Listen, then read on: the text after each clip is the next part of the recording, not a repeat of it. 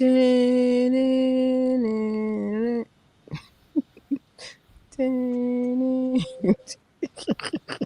the old intro, Lord? Hey y'all. Um, thank you for allowing the technical issues to be resolved. We are doing a Prince Jackson Japan watch party, but of course we got a little bit of news. I'm here with Tori from Invincible Jacksons. Hi. Hi. Let's see. Um, So in the original thumbnail slash this and description said something is coming, and the thumbnail is your only clue. The official title will be revealed at 10 p.m. Eastern Standard Time. Until then, study the thumbnail and see if you can figure it out. Drop your guess in the comments before the reveal. And Serena, love me. So here's the original thumbnail. Said, I know what this is. This thumbnail is inspired by Prince's trip to Japan, and he had Shake Shack there. That is so cool. I saw part of it. I even brought a Shake Shack bag, but if you guys don't know, I'm in a no spending challenge, so I couldn't spend money I mean, I could, but I was not spending my 10 of my $100 food budget on Shake Shack. I said, no, we making a veggie burger from my house. Tori, did you see any of the Prince Japan series Um, yet? I had not. I was going to, but you were like, "Oh, let's do a watch party." So I was like, "I'm just gonna wait I for saw now." maybe at max 2 minutes. I saw the Shake Shack part, and I said, ooh.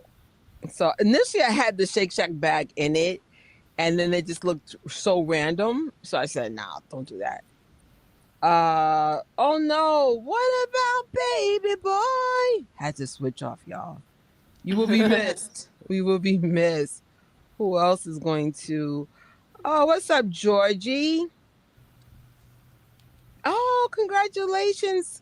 Woo-hoo. Oh, I remember you said you were trying to get in. Yes, yes. What's up, Kelly? And of course, the winner, Serena. Listen, George knows me a little too well. So I did fall asleep, and I'm still falling asleep. And I was like, we got to get out. We got to get up. And then, like, everything kicked me out. And I'm like, that's so weird. Didn't I just do a live with y'all like a week ago? About a week ago. Anyway, it just kicked me out like I haven't been here for a long time. So, anyway, we're back in. Boo to my stuff. Let's see. La, la, la, la. So we're doing the Prince watch party. I do not remember how to do the timer. That's how long ago I did a watch party. So I apologize. We're gonna have to wing it, y'all. We're gonna make it work. So thank you guys so much for the love for the Jafar 30th birthday celebration that went all over the place. We spoke about Spider-Man. We spoke about just everything but Jafar's birthday. Just kidding. We did. Just kidding. But it's the normal zigzag. And one of my favorite zigzaggers, where is this? Sorry, before again, y'all, my co-host today is special guest and co-host, Tori from Invincible Jacksons. Apparently she went to Japan here. So make sure you follow her channel. I took Japanese in college during my freshman year, and it's such a hard language to learn. I heard, and at least in New York, they were not allowing us to take Japanese, uh, which sucks because I legitly would be making so much more money if I could speak Japanese. I probably would just live in Japan, being perfectly honest with you. But yeah, it's a very difficult language. I do have a relative who do speaks Japanese, and some of you guys know MJ Fangirl can speak some Japanese, so that's really cool. But congrats if you even attempt that. Whoop whoop, kudos to you. So we got some bittersweet news. I think that was my original intro and decided just not to do it. But as many of you know by now, Michael Jackson was removed out of the movie theaters in the United States as of last Oh. Wednesday. It was July 29th. I got to attend thanks to my awesome coworker. He came in, covered some of my shifts so I can get the morning off just so the reasons why I work off half days hilarious. It's just so I can go. And we'll talk about the fit and all this other stuff. And it was a good turnout. I understand why they pulled it out right now. We are making record box office numbers between Spider-Man and the Odyssey.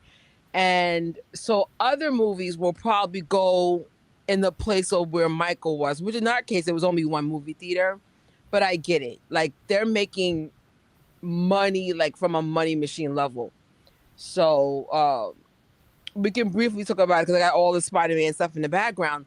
Spider-Man made like $1 billion in like 5 days. It was unheard of. Um, I saw the movie. I enjoyed it. I saw it 3 times. No, I will not be seeing Spider Man as much as I saw Michael Jackson in the theater, but maybe two more times. I might push it to five. I need to see it in IMAX. I need to see it in Dolby, and then we're just gonna wait till it streams on what you will call it on Disney Plus. But if you love Spider Man, and I'm not even trying to be funny. I realize Spider Man is the Michael Jackson of superheroes. Like everybody was walking down the street with Spider-Man t-shirts, merch. We had a couple of Spideys up in the building. I actually wore this for my I think I wore this on Saturday. But I could wear this to work because most of my supervisors don't know what this is. I was like, ha, ha, ha, I finally got a shirt. Y'all don't know what it is. Um, but yeah, but I'm not gonna lie though, the energy of Michael is so missed. I'm going through Michael Jackson biopic withdrawal. I remember one thing, like out of all the 31 times I saw this, if I stay to the credits, almost every time the crowd applaud, bro. And I feel like as good as Spider-Man is, and some of the fandom's phenomenal for Spider-Man fans, I just miss that extra sauce that Michael Jackson biopic had that no other movie has been able to generate for 2026. So I really hope that Jafar and just anybody, like, crewmen, whatever costume design, those people, they get some kind of rewards and recognition for one, Jafar's outstanding acting job. Like I'm still in awe of what Jafar achieved. I'm like, what did we just witness, bro? First time actor? What? Yeah.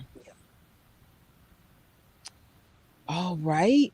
Well, listen, if I had a dream trip, I would just go to Japan just to see, just to see it in movies. Japan is running the Michael Jackson biopic for the rest of the year in theaters.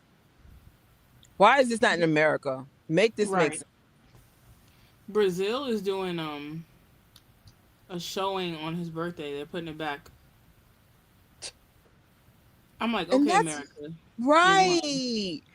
I just did a post for Gadget Trish, and I remember I was talking about how I got one of the hardest tickets in the whole freaking city to get by pure luck. Like I know for a fact, if something's meant for you, it's going to find you. And I remember my nephew was like, "Auntie, I want to see Doomsday," and I was low key aggravated because I was like, "I already have my tickets," and I said, "I already have them." So Doomsday tickets were hard to get for the opening day. And long story short, being the auntie that I am, I changed my tickets. Boom. Macho, I have our tickets. Something just said, go look for the, Odyssey tickets. And I got literally one of the hardest tickets. I mean, no fight. I was just like, what? Because I was up like all night trying to find a show that Macho can go to that complies with my scheduling. It was fun. But it paid off. I got the ticket. For which Um movie you said? Odyssey IMAX 70 millimeter. It is literally You one. got I you got got to that ticket. see it. I got to see it in that format. And I, s- I saw it in regular IMAX. We don't have the 70 millimeter here, and it was crazy. most people don't. I was trying to do the 70 millimeter period. And then the shared shows were too late. I don't like going to the movie late. I just don't. Especially as a woman, I've had some stories coming home from the theater. Not cool. So lately, I'm not sure if you guys or following my journey. I do matinees now. I said, I'm not doing this no more. This is cray cray. So Jafar Jackson, not only, I'm sorry, the actor Jafar Jackson of the Mm. 1 billion success of Michael Jackson biopic will now be starring in a new action film called Supermax. We are looking forward to your next acting job. Congrats! Congrats! That wait, that's our money making Sheen, That's my son. That's my right? son. A That's my regular money Jafar. making That's my machine. Shashaw. You go, boy. If you guys are still interested in going to Renee and Ryan's sip and paint, it's coming up this. I don't know if you remember Renee and Ryan's collection. Some of it got flooded last year, and you would think What? that would, yeah, there was a big flood in the Atlantic City area last year. They lost a couple of things, including a Michael Jackson slot machine. They still have it, but it doesn't work anymore. And Oh. most people would have thrown in the towel. They would have said, "There's no way I'm doing this again." We lost out over this, and not only they came back stronger. That space looks freaking amazing. So if you guys can afford to do it, you go down there. Please support. They do stuff literally every week. So Tunes and Spoons. I'm not sure if the Jacksons will be there. Are you familiar with the Tunes and Spoons lineup this year, Tori? Yeah, they posted it. I don't know if any Jacksons will be there. Mm-hmm. I know TJ was there last year, so maybe 3T will be there again. Let me look. Tunes and Spoons. Boom. So Do y'all it's is it do y'all two? hear my fan? Do you hear weird humming noise? I'm going to turn it off so you can hear the difference. I don't think I do. All right. Then I'm going to, let me just keep it off and see how I can function. It's not like I'm wearing much right now. So if you guys are not familiar, Tito Jackson, the legendary Tito Jackson, had this vision of bringing this type of thing to the area. Was it Oklahoma, right? Yeah. He wanted to do like a free music and food festival. Now, for those, Taj, TJ, and Taro, they're insanely honest, especially when it comes to the areas of grief. I Hmm. always said their honesty is so critical to why I'm so honest about mine. Because I'm just thinking, oh my God, like, am I going nuts? Is it weird that I'm still mourning my mom like this? Or is it weird that, I'm not pushing through stuff? Uh Pushing through the pain. And I was just like, no, they let us know, like, no, what you're feeling is legit, because sometimes like people will say, "Oh, you're still grieving over this?" And I'm like, "What? Grief has no grief has no time to when it's over. For some people it's over in months, sometimes years, sometimes a lifetime." And George, you're funny. So it's different for everybody, but between those three brothers, they have made a safe space for me as a person that wasn't able to push and still struggling with stuff. I just came from an event. It started really well, and then I just started oversharing. But then I thank God there was other people in the room in pain, and everybody else started oversharing. And it comes to show a lot of us are in pain, and we're just forced to have these masks like we're not in pain. So shout out to all three of those brothers. I love you guys. You have no freaking idea. But if you guys want to go check out this event, please do. And the highlight of the day, Taj. Speaking of Taj, I'm gonna play this clip real quick, and then Tori, you get to unpack on what we're about to see. But Jen was so kind enough to give Tori a shout out. So let me just see if where did I put that clip, and we'll get right back to y'all. ago and I saw Tori from Invincible Jacksons, Hmm. and she gave me this. Wait, Oh, is it? I can't see. Oh wow, wow. it's hard to see, but it's yeah. Yeah. And I have it. It's just sitting right over here. Tori, that's what's up. I was like, oh my gosh. 'Cause I was out and about. I didn't get to watch the live yesterday. And It's about Uncle Michael. He gave us a and then a little bit of Spider-Man stuff in there because at the end of the day he's a Marvel head like me. Extra points for that, and it is always he's always standing up for his family and his family's legacy. He legitly has put his own career online to do this. Because it's more than a series. It's everything that comes with it on Twitter. Like Taj be battling people like no other mm-hmm. because Twitter is so unkind to the Jacksons or just the people in general. Um, it's crazy. I am so sorry you're going through that, but you know what? Just me going through my first time of lingering pain. I'm not used to this. I am so used to, I've had a lot of deaths for someone who's I'm not going to I'll say I'm youngest or oldest, depends how you see it, but a lot of my friends have not gone through what I in the same age group has not gone through what I've gone through. And I'm used to like someone passing away and me being, back to normal within a year. I've never had lingering grief like this in my life. Um, and it sucks, but I'm finding a way to navigate through it. So I might read you guys a long letter that I wasn't able to put in the description bar for something I posted earlier today. But just keep finding ways to just get to bring some kind of joy and honor to your sister and dad who would still want you to keep pushing through the pain and keep remembering them though and keep honoring them. I know none of our loved ones would want us to suffer the way we're suffering or still being sad.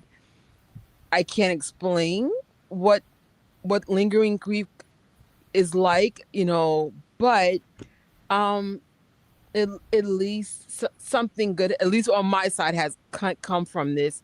I'm learning to navigate through chaotic situations better and push through it a little bit better. And I also I put up more boundaries because it's just like once you experience all the things that I've experienced, you realize you don't want to waste time with anybody who doesn't appreciate being around myself or even the people in our lives. Like why go to a family function if you're going to talk crap about each other or not saying my family does that, but just give an example. Or why eat dinner with people that the minute you guys get home you're all going to be talking about each other? You're wasting time and money. Be around people and energies that are in sync, that are encouraging, that are loving, that will let you cry when you need to cry and make you laugh in those moments because they know how to snap you out of it. And just it's really hard to find people who are well rounded. That's almost like rare. I know when I talk to Tori, she's always created a safe space for me, and I appreciate that. I know she can't relate to everything, but she has so much empathy. Tori, your mom and dad did such a phenomenal job with you. You are so wise beyond your years, and I'm always going to be praying that something phenomenal happens for you because you're just such an extraordinary person, man. Thank you. No, you truly are. Like, I feel like I'm talking to somebody in my age group when I'm talking. I'm like, how old is this girl? Like, but I get it. Like, when you come around Prince, you would never think he's in his 20s. Like, he still looks like a very young man, but his wisdom, his empathy, Mm-hmm. his love for the fandom, he has that same energy where you're around a young person, but you're also around a wise person. It's rare you get both in such a young age. You're like, what? Like, I didn't get this wisdom until 40. I was like, oh, they got it now. But it comes to show that, God built you guys different. You guys are phenomenal people. I love how the Jacksons stick up for each other and they are brave and strong. Yeah. The level of resilience this family has honestly gave me the strength to get through this year, because for me, unfortunately, I had a very sick family friend, an uncle figure, during this whole entire ordeal. And so, you guys noticed that we were gone, because I was like, it's hard to be excited about something when someone's literally fighting for their life. And unfortunately, that person passed away during this, and AJ passed away. So I was Yeah, just like, this sucks. And it's by the real. way, Taj brought up to AJ and how we need to finish what we started with the Thriller Challenge. And he really got sad. Like, he really got sad. So, Yeah. AJ's not a regular fan. She's an advocate, bro. She made a difference in Michael Jackson's legacy. She helped us have tools to be able to fight during that freaking fake mockumentary that came out in 2019. Like, this lady has been a warrior, and the fact that Taj brought her up is so amazing. Cause I was just like, this is your birthday celebration, and you spend half this birthday defending your uncle, talking about AJ, talking about Wow. just things that normal birthdays wouldn't be, but it just comes to show you the kind of heart that Taj has. Mhm. So happy belated, Taj. And thank you, Jen, for the awesome shout out. And there was another lady there. I should have wrote her name, but she has a book coming out. I'm gonna J.L. rewatch it. Rucker. Huh? J.L. Rucker. I believe so. How do you know her? Um, I. It's crazy. She came far. She started out. I think she was a part of like an independent news outlet, and she wrote for them. Like she would write news articles and do research and all that. I want to say maybe 2 years ago. Um, and then I want to say AJ might have made a post or something about. Mm, I feel like it might be like about unbiased news outlets and stuff, and I think she was like, "Hey, I write for an unbiased news outlet, something. My name is J.L. Rucker," and then AJ was like promoting her and stuff, and I followed her from there. And ever since then, she's written so much. Like she's gone far. Like she hit the ground running from that moment. Jenny. She hit the ground running from that moment, and she has a series called "How Come No One Ever Apologizes to Michael Jackson." I think that's what she's turning her book into. So Mm, it comes out next month on his birthday. that's awesome. So we're definitely gonna promote her stuff. Like, I know one of the things, oh, sorry, that Taj had mentioned is that a lot of the stuff that we have to do is we have to pretty much do the promotion, because most of these media outlets are not going to promote certain things, especially like, someone like Taj, because Taj will come for those throats. But look what a great job we did with the Michael Jackson biopic. And that has been acknowledged. Like, what I can't even begin to tell you how awesome the Moonwalker slash Jackson family community is. Like, in spite of what they try to do to this biopic, they were like, we're not hearing you. And we're going to keep going, and we're going to keep showing up until this guy gets recognized and makes those records. And, he did it, the most, successful biopic, right? I Mm-hmm. mean, and it made that billion relatively fast. And then it's so funny. I will not name who kind of take jabs at Michael. We'll just be quiet, because I like the people that I watch. But, a lot of people didn't even put the biopic as something that can make a billion. You and I both know that me and Tori were like, oh, they're going to make it. Just like I predicted this Spider-Man was going to do super successful. There are certain things, and I mean, I'm not going to expose how I know certain things, but there are certain things that go on in the background that lets people like me know, oh yeah, it doesn't matter how this is being promoted. The fandom is going to tell you how this is going to work. Mm-hmm. So, and I actually find similarities in the Spider-Man community as well as the Moonwalkers. It is not that far different. It is not. It's like, oh, now listen, y'all. When part two comes out, though, I say we get a billion 3 days. It if we all stand together. There's a lot more fans than Marvel fans, and that says a lot how big Michael is. So I was just like, y'all, we can make another record, but I mean, no pressure to the second one. I mean, honestly, just joke. I was joking, not joking. If that makes any sense. But as a fandom, we proved them wrong. They try to sabotage this movie out the gate. Oh, what about this? What about that? I said, are you dumb? Literally, like, this is public information. Go have several seats. We would, and I have no respect for certain outlets now and certain reviewers right now. There was an agenda, and you could thought it was 19 freaking, I guess, or 1990, whatever. Well, we're going to control the narrative with Michael. Says who? Says who? Those days are over, man. Like, TikTok's a whole different beast, and they do not care. They say whatever they want. I was like, damn. Safety first, kids. They do whatever they want. So we appreciate you, Jen. It's crazy. I don't have my phone near me. I was going to send Jen the link, and I'm like trying to find the mess. My life is so cuckoo. Do you want me to send it? Please do, just in case you can jump on. Okay. That's like my phone's not in my room today. I was like, no. Yeah, that was so cool. I keep forgetting that you have that and like you keep it there. So you pulled it out and you're like, I keep it there. I was like, that's so cool.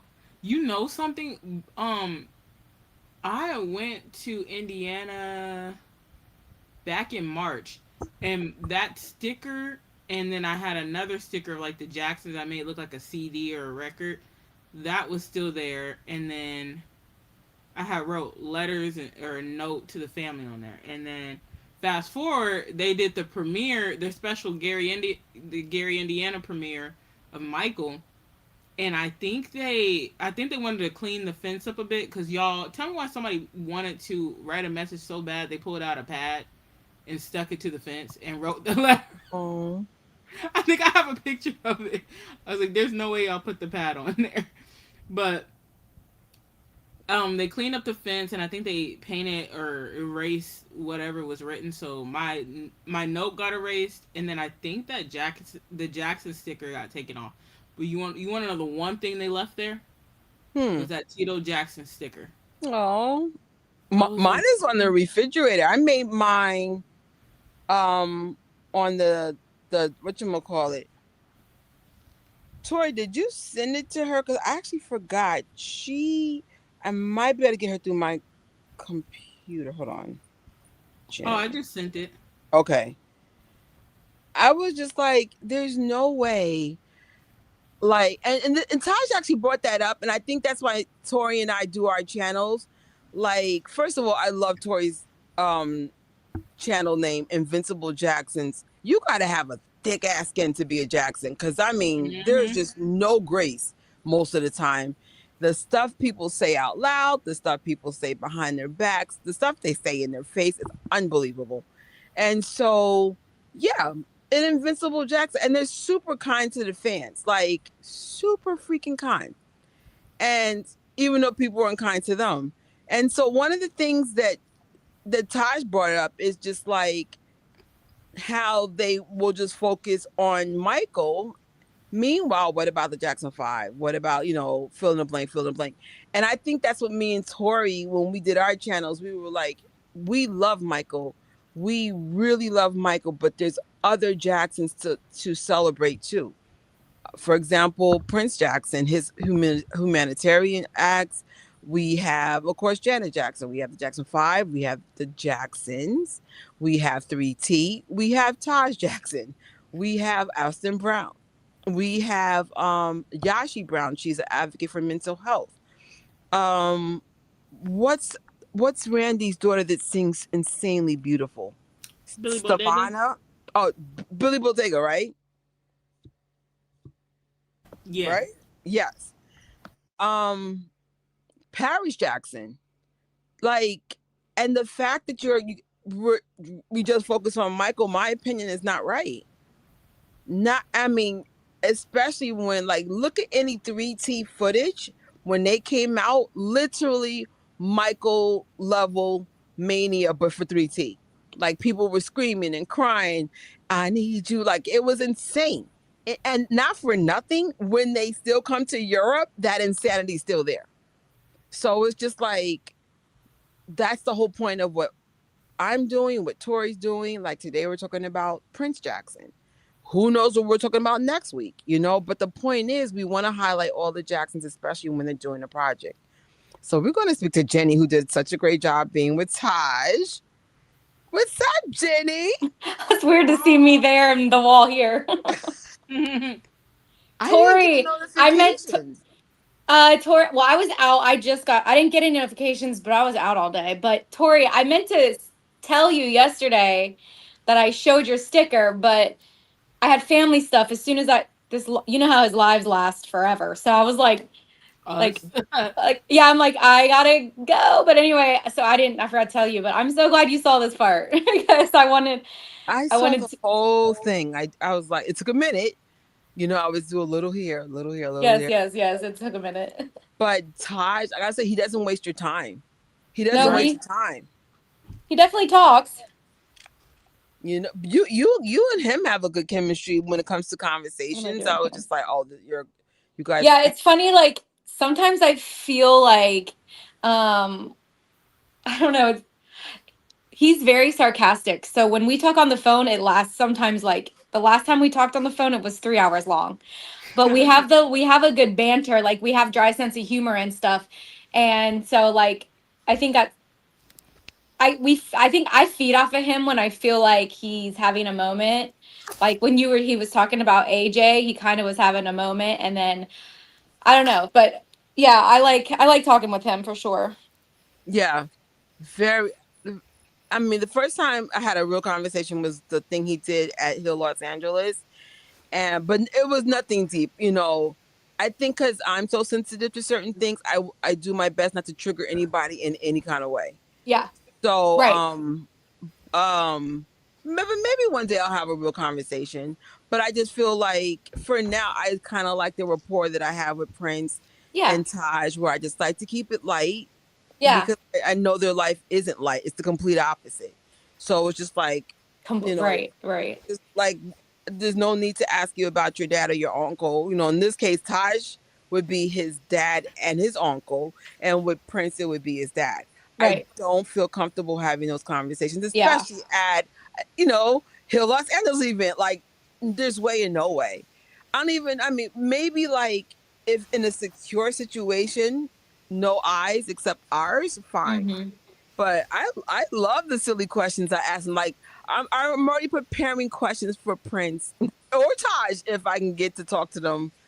This year more likely it'll be over the internet again. But Yeah. I love them dearly. They're very kind to us, like super kind, I and they don't like that. have to be. Oh, Oh, she there got the it There it is, girl. is. There it is, girl. I need to get more of those printed.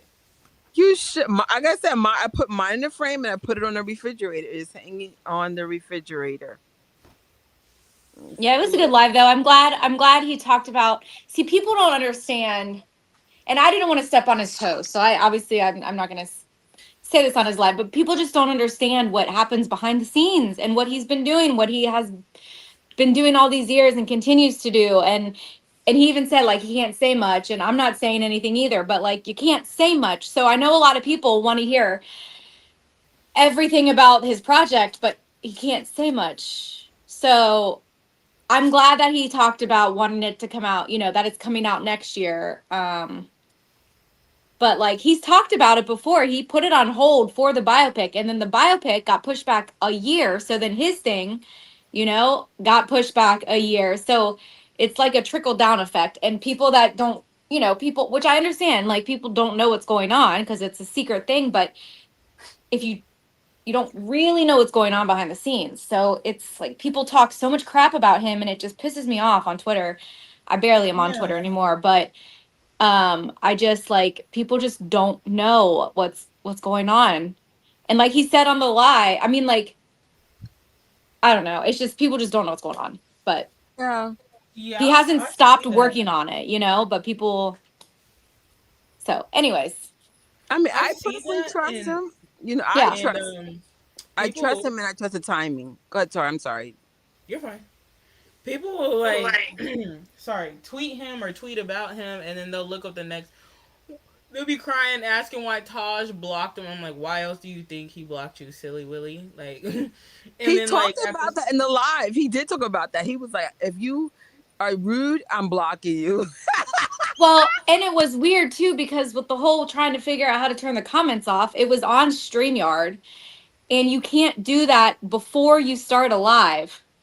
Mm. So, because we were trying, it started late because him and I were on trying to figure out how to do that, and then we were gonna let it go, and when I said something like I don't even know what I said. I was like, "We'll just ignore it" or something.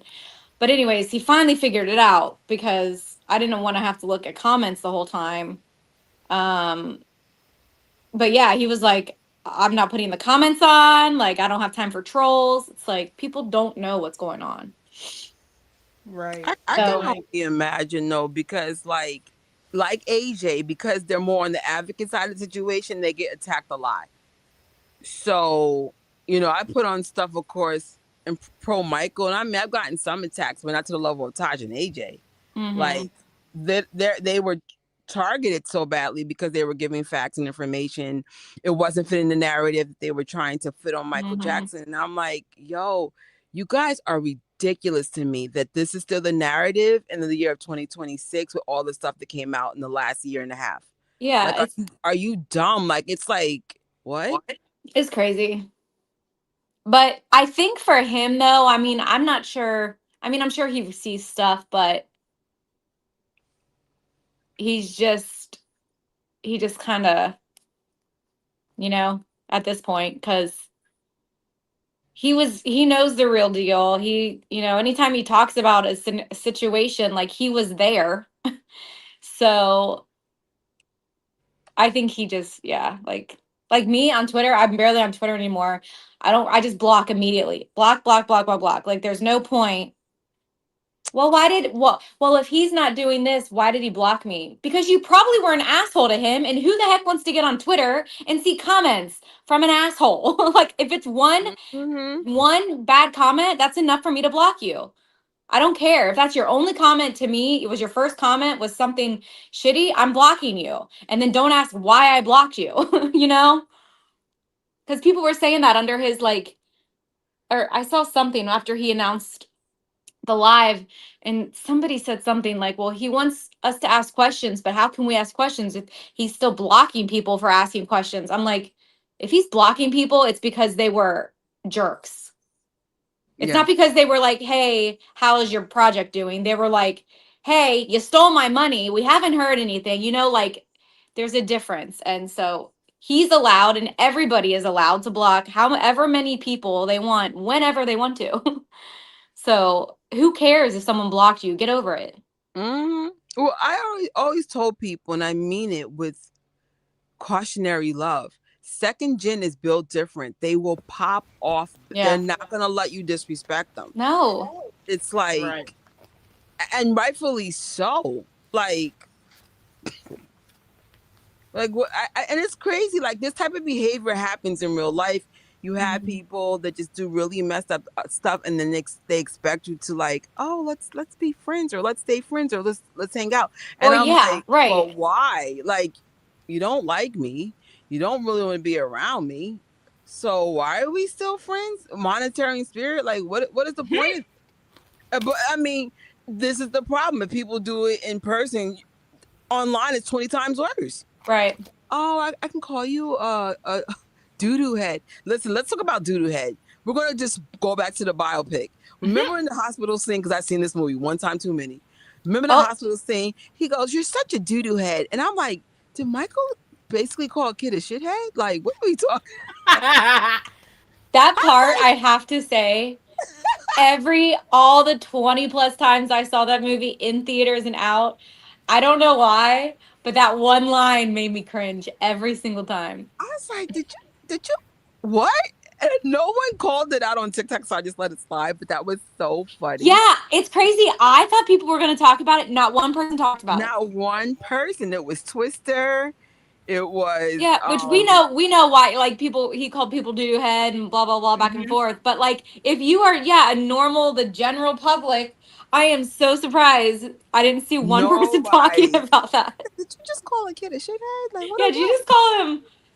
I bet you how many people Googled Michael Jackson doo doo head first before they were like, well, it's Michael Jackson. He probably meant it in some loving way. Let me see. Yes, he did mean it in a loving way. Uncle Doodoo.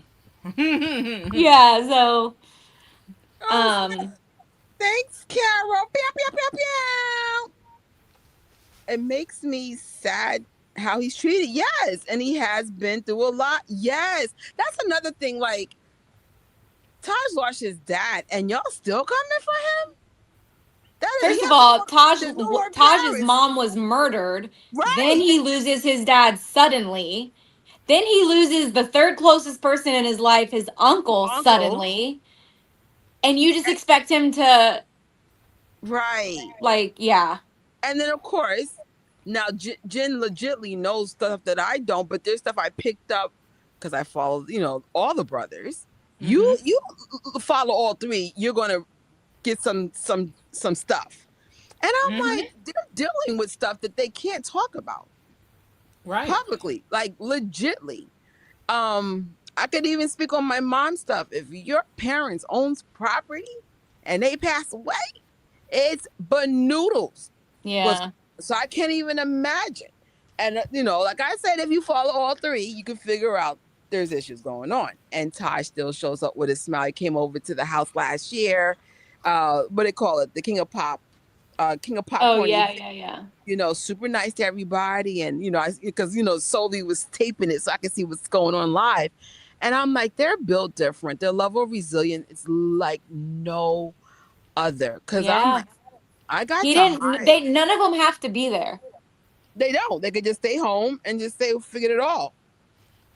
Forget it Yeah. all. And they support each other. And, for those who forgot, they lost their cousin-in-law.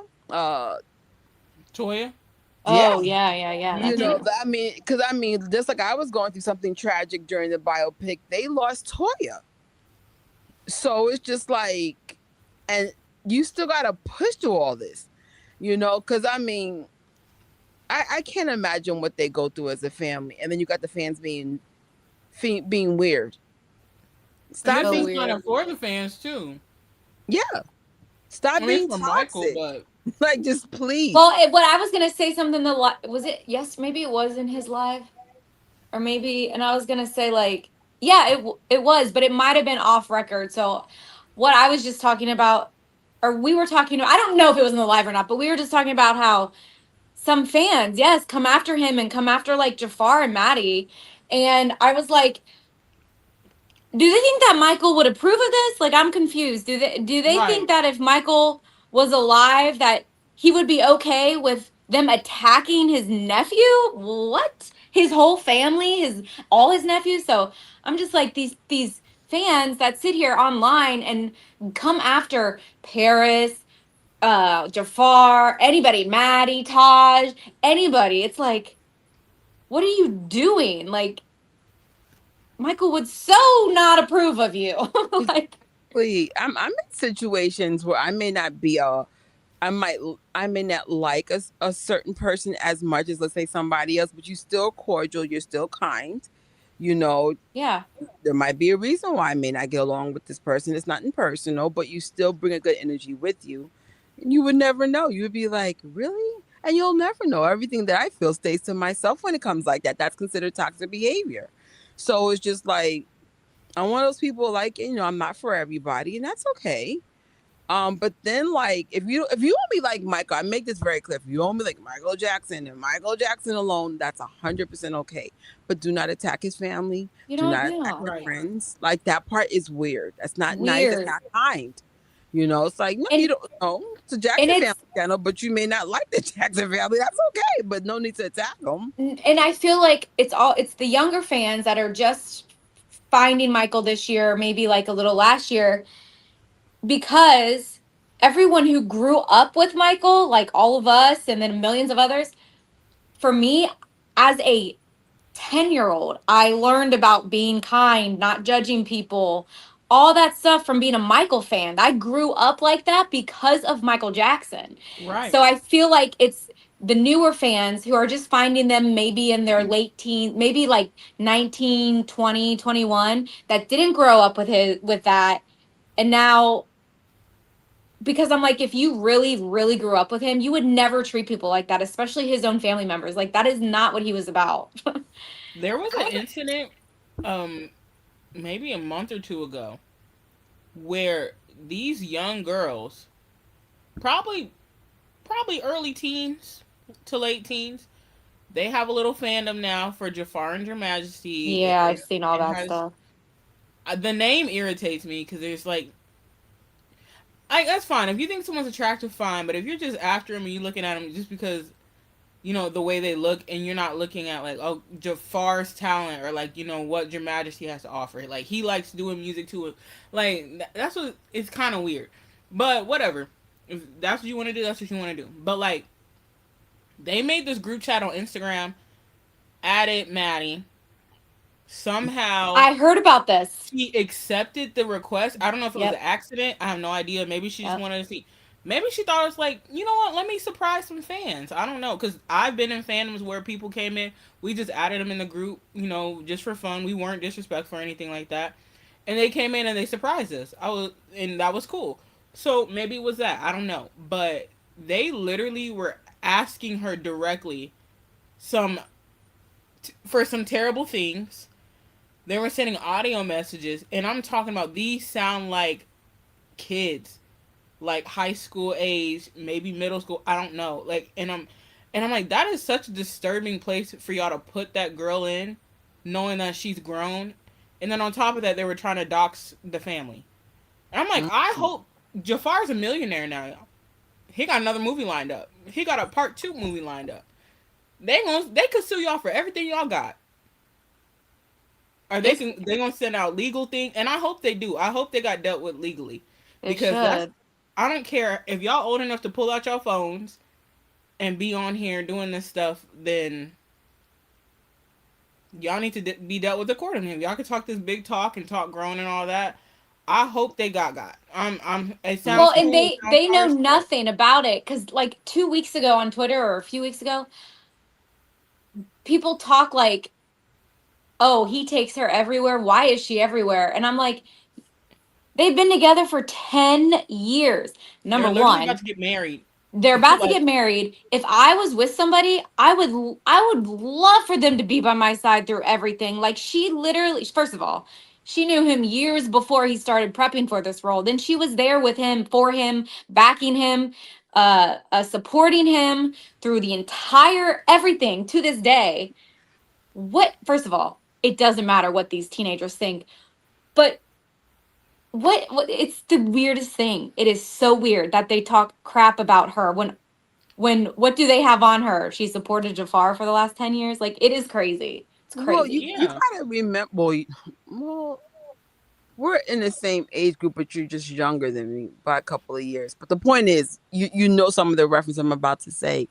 But remember when Michael was alive? Everyone had fantasized to be his girlfriend and this, that, and the third. We just didn't have social media like this. Yeah.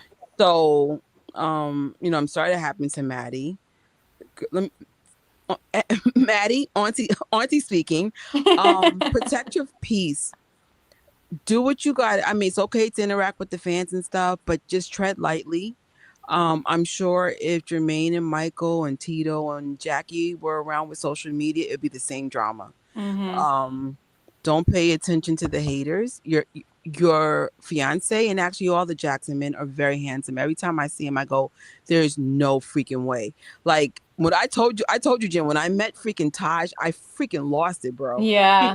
Lost it to the point where she went up to me. She goes, "What just happened?" And I said, "I don't know." I Wait, went back. was that at the was that at one of the Halloween? Where was that? Yeah, and Yeah. literally, Okay. and I promise you, like Taj, if he remembers, it started off really calm. I said, "Hey, Taj, you know," I said, Oh my god. I promise I won't do anything. Like I promised them nothing was You gonna said happen. that? Yeah, and I'm just like, and something just went off. And God is good because he was probably prepared, because he's from 3T. So this is like the Jackson 5, second gen version. He's like, I've seen this insanity before. He was ready for it. I Yeah. promise you it wasn't planned. I promise you there's no way I would ever suggest a fan to do what I did. But I just was like, I'm sorry, I'm going back to my 20-year-old version of myself. I've always wanted to meet these people, and he's right in Yeah. my face. And he's Yeah. very, very handsome. Yeah. He's strikingly beautiful. So I mean, I haven't met Taj yet, but they just look like freaking Ken dolls, like black Ken dolls. They're so freaking pretty. So I was just like, I say all that respectfully because he's married. You know, if social media was around for 3T and Jackson 5, they would be going through oh, I'm in love with, fill in the blank, Taro or whatever, or TJ or Taj. It would be the same drama. Maggie, protect your peace. Mm-hmm. Walk with God, be strong because listen, girls go nuts over construction workers. So imagine a freaking full blown Jackson, who could act to this level, sing to this level. He is handsome. It doesn't give anybody permission to disrespect you or your peace, but protect your peace. Don't let nobody get in your skin. He's engaged to you, boo boo. So don't worry about it. It's all good. And I mean, again, they've been together for 10. If he's Yeah. 30, he's 30. She's probably around the same age. That's a third of their lives. They've been together. And from what I see, I mean, I've only seen her in person. I've never met her or talked to her, but she always seems like she is very self, like she's in her skin. What am I trying to say? She's very confident in her skin, comfortable in her skin. She knows Jafar. She knows. Like I feel like they just know, like they're not going to let any BS come between them. Like I feel like their relationship probably has not changed over all this, because they knew each other since for so long. But she doesn't seem worried to me at all. Like she doesn't seem the type where she would be worried about Jafar. Like, and Jafar would never isn't that type. And like, you know what I mean? Like we know that No, she knows yeah. that. So And the thing is, The like in level this his space, fandom went high though. His level of stardom went insanely high overnight. Like so that dynamic is different. Even mhm. though he was huge overseas, like Tori had a whole series on Jafar Jackson. He was super big overseas. So I don't know. Go ahead, Tori. I'm sorry. you're fine.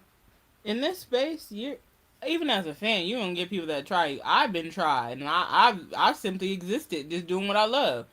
I had apparently I had a one sided fan. I don't know, but anyway, so the thing is, somebody is always gonna hate you. Always, it Unfortunately, doesn't in matter. this, especially as a Jackson. So there will be fake fans. Mhm. There will be, but they're unfortunately they're used to that. One of them literally was taken to court and Mm. could have could have went to jail for the rest of his freaking life over something he didn't even do, and he Mm. made it through that. Mhm. So y'all sitting here making think pieces and doing this and that and dogging on, like, you don't gotta like him. You don't gotta like the ways. You don't, they're not perfect people. You don't have to like them for whatever reason. People did, but It's weird. being disrespectful is like, I don't know what y'all think y'all gonna do. Like, it's annoying. I feel bad that they keep having to deal with this. But what are y'all gonna do? Y'all be sitting behind faceless accounts. You don't show yourself. You should be touching grass.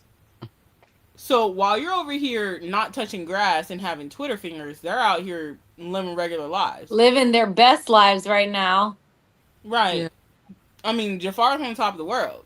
I didn't really. Every day it amazes me how much out of nowhere he just got famous overnight. Like, and honestly, at the premiere, I saw Maddie, like, Mhm. but it was so much insanity. Like, I probably would have waved or said hi, but it was so much insanity. So many people were surrounding them, and I'm sure that's probably uncomfortable. I'm sure she's probably trying to get used to it. Yeah. Yeah. Well, I Like, can take in. they're getting mobbed at the airport where they probably used to probably could fly around the world without being bothered, Oh and you yeah, got nobody knew. TMZ bootlegs running up and trying to talk to them and yap their ear off. I'm sure they're trying to make it to their gate. I don't like they're trying to get used to this. It's a lot to get used to because there's been things leading up to it, but it's just like, like I said, in certain circles when they're around Jackson family fans, yes. Just like he went to Thriller Nights, he was covered the whole time. I just got lucky because a sister like me knows certain things. I said, I know those hands. I know who that is. And then I sat there patient. I didn't scream. I didn't do nothing to cause attention to him because there was a lot of people in front of the house when this all happened. But I was the only one who realized who it was. I was like, so, and that's the key thing, if you have an opportunity to bump into any of them, just be patient, don't draw attention to them because the biopic elevated all the Jacksons all pretty much at the same time because everybody's like, well, who's this? Well, who's this? Who's this? So it actually asked a question pertaining to Rebe. Absolutely call her Miss Rebe or Miss Jackson. Rebe is old school. She don't play that. And Wait, did she go by? I forgot how I know that answer. It might even Did be she in go by footage. Brown? Like Miss Brown? Jackson's fine.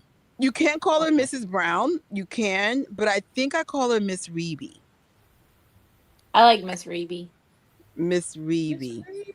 And even on the stage, her what I guess master of ceremony, whatever, she goes, Miss Rebe Jackson. So she did not call her Rebe Jackson. She said Miss Rebe Jackson. I said, ooh, Terry, letting you know, don't get comfortable here. Oh, I want to see her perform so bad.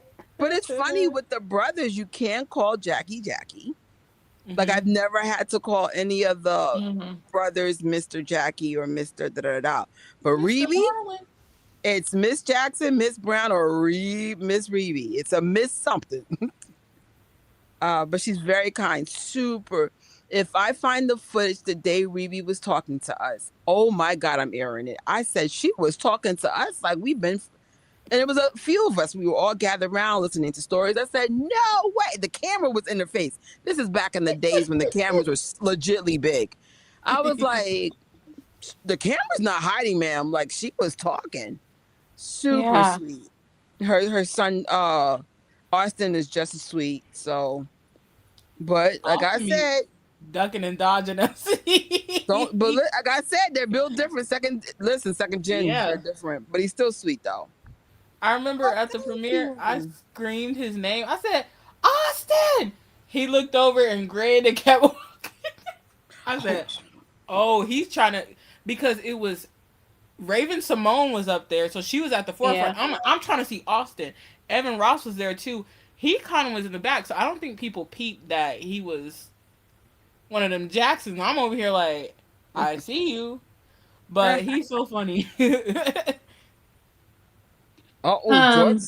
George said get to the program. Sorry, this was short, but I have to get off now. But I just no worries. Look, George is like, what happened to the watch party?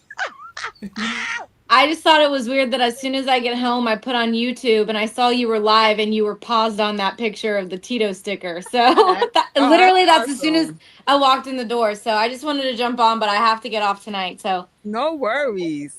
Talk to you later, ladies. Thanks, have a good night. Bye, everyone. Bye. My mom is snatched away. Michael is snatched away, and his dad. Yeah, but I told you, this is my issue. Why I'm personally so quiet. I notice people in general, they just don't have empathy. That's the end of it, and that's problematic. So let's say, in my case, I don't have children, but I don't have to have children come out my womb to understand what it is that. Like the kind of pain a mother or father might be if they lose their child. Like, just have empathy. You lost somebody. Now take that times 10 if you don't have kids. You know what I'm saying? Like, people just don't have empathy, and that's the problem.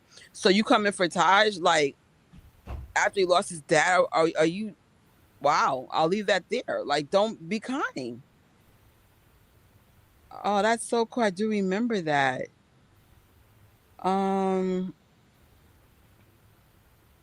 Oh yeah, I heard. I mean, I don't know about the bashing Maddie, but I had heard about that. Taj and his brother Siggy, and the whole family been through a lot. They're very close to each other. They love each other, and I'm sure just like everybody else's family, they have problems too. but those are, and that's what Taj brought up as well. Like he didn't appreciate how people were attacking Joe. So it's like, yo, I don't know Joe. That's my grandfather. Blah blah blah. Yeah, ever since the movie came out, I guess that makes people think they can just be disrespectful. Because I remember at my show they did the they did two different things on the screen. The first one was talking about like 2300 Jackson Street, like the upbringing. Anytime Joe got on the screen, they booed.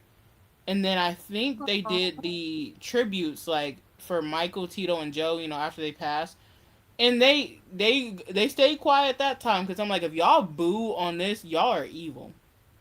And then I guess recently, I don't know what country or city it was in, but they did the same. The crowd did the same thing when Joe got on the screen. They booed, and I think Marlon came out there and had to get them together.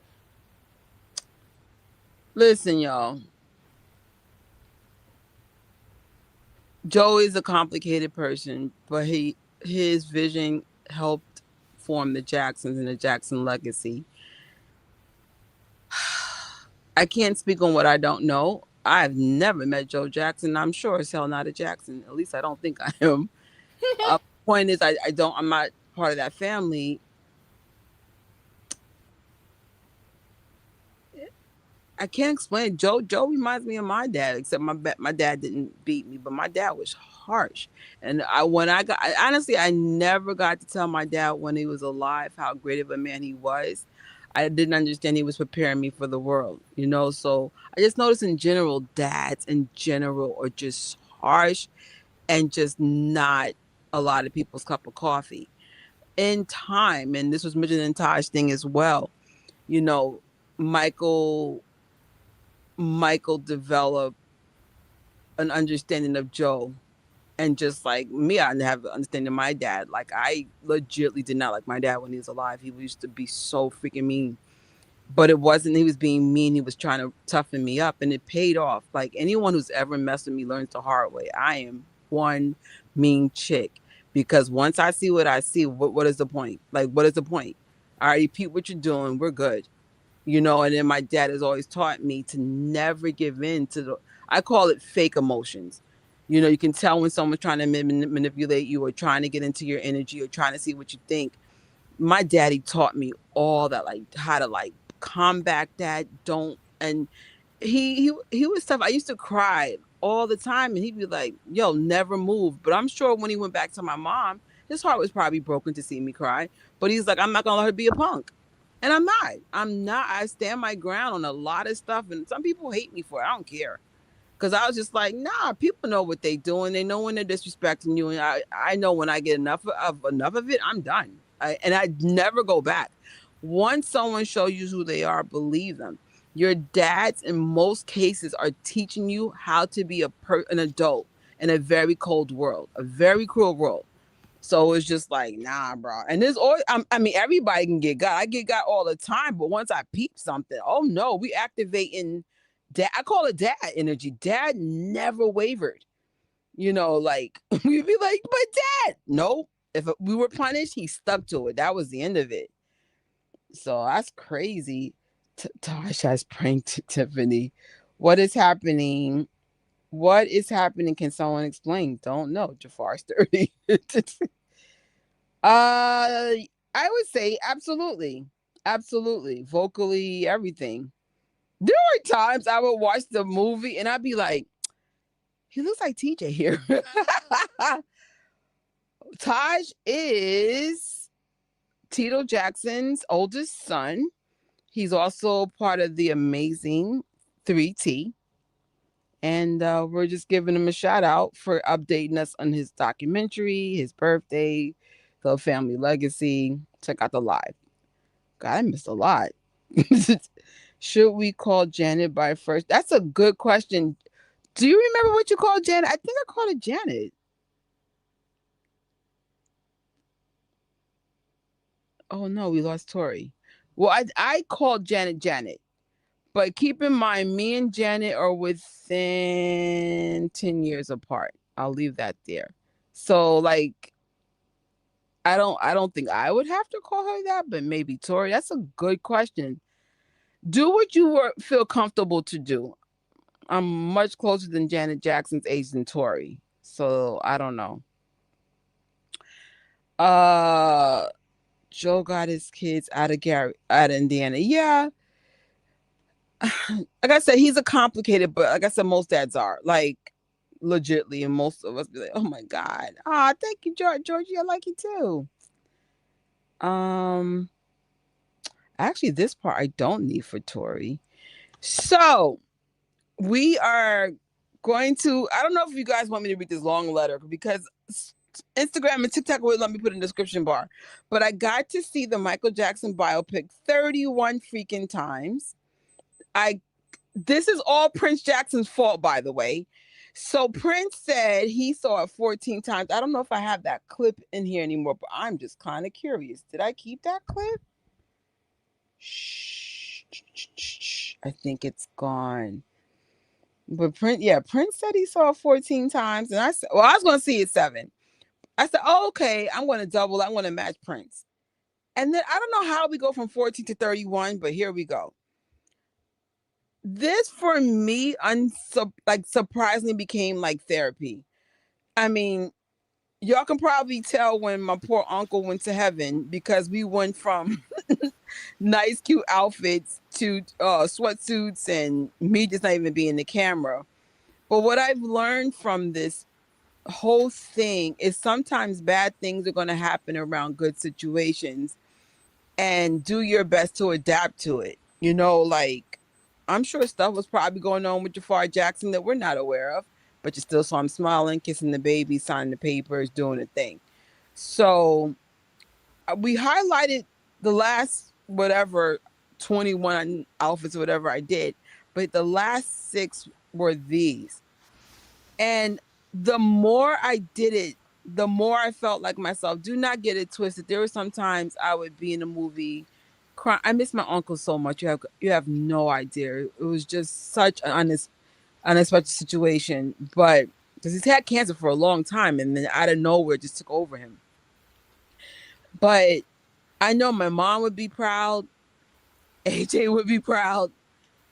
My uncle would be proud that for the first time ever, I said not this time. Because it's always something. Tori will tell you, it's always something with me. Either someone died, someone's sick, something happened, just something. And I said, not this freaking time. And I learned how to create outfits and visions that I never thought was possible. Like my favorite, well, I'll talk about which my favorite is. But it was basically like stuff that was in my house. I barely had to buy anything. The outfit in the middle was supposed to be for Project Hail Mary, but then when I saw the Moonwalker, I said, "Oh hell yeah, that's Michael Jackson. This is a Michael Jackson reference." And so my last one was the Spider-Man fit because it's Spider-Man week. Of course, I did the 30th. I did the Jafar Jackson for his 30th birthday, my 30th watch.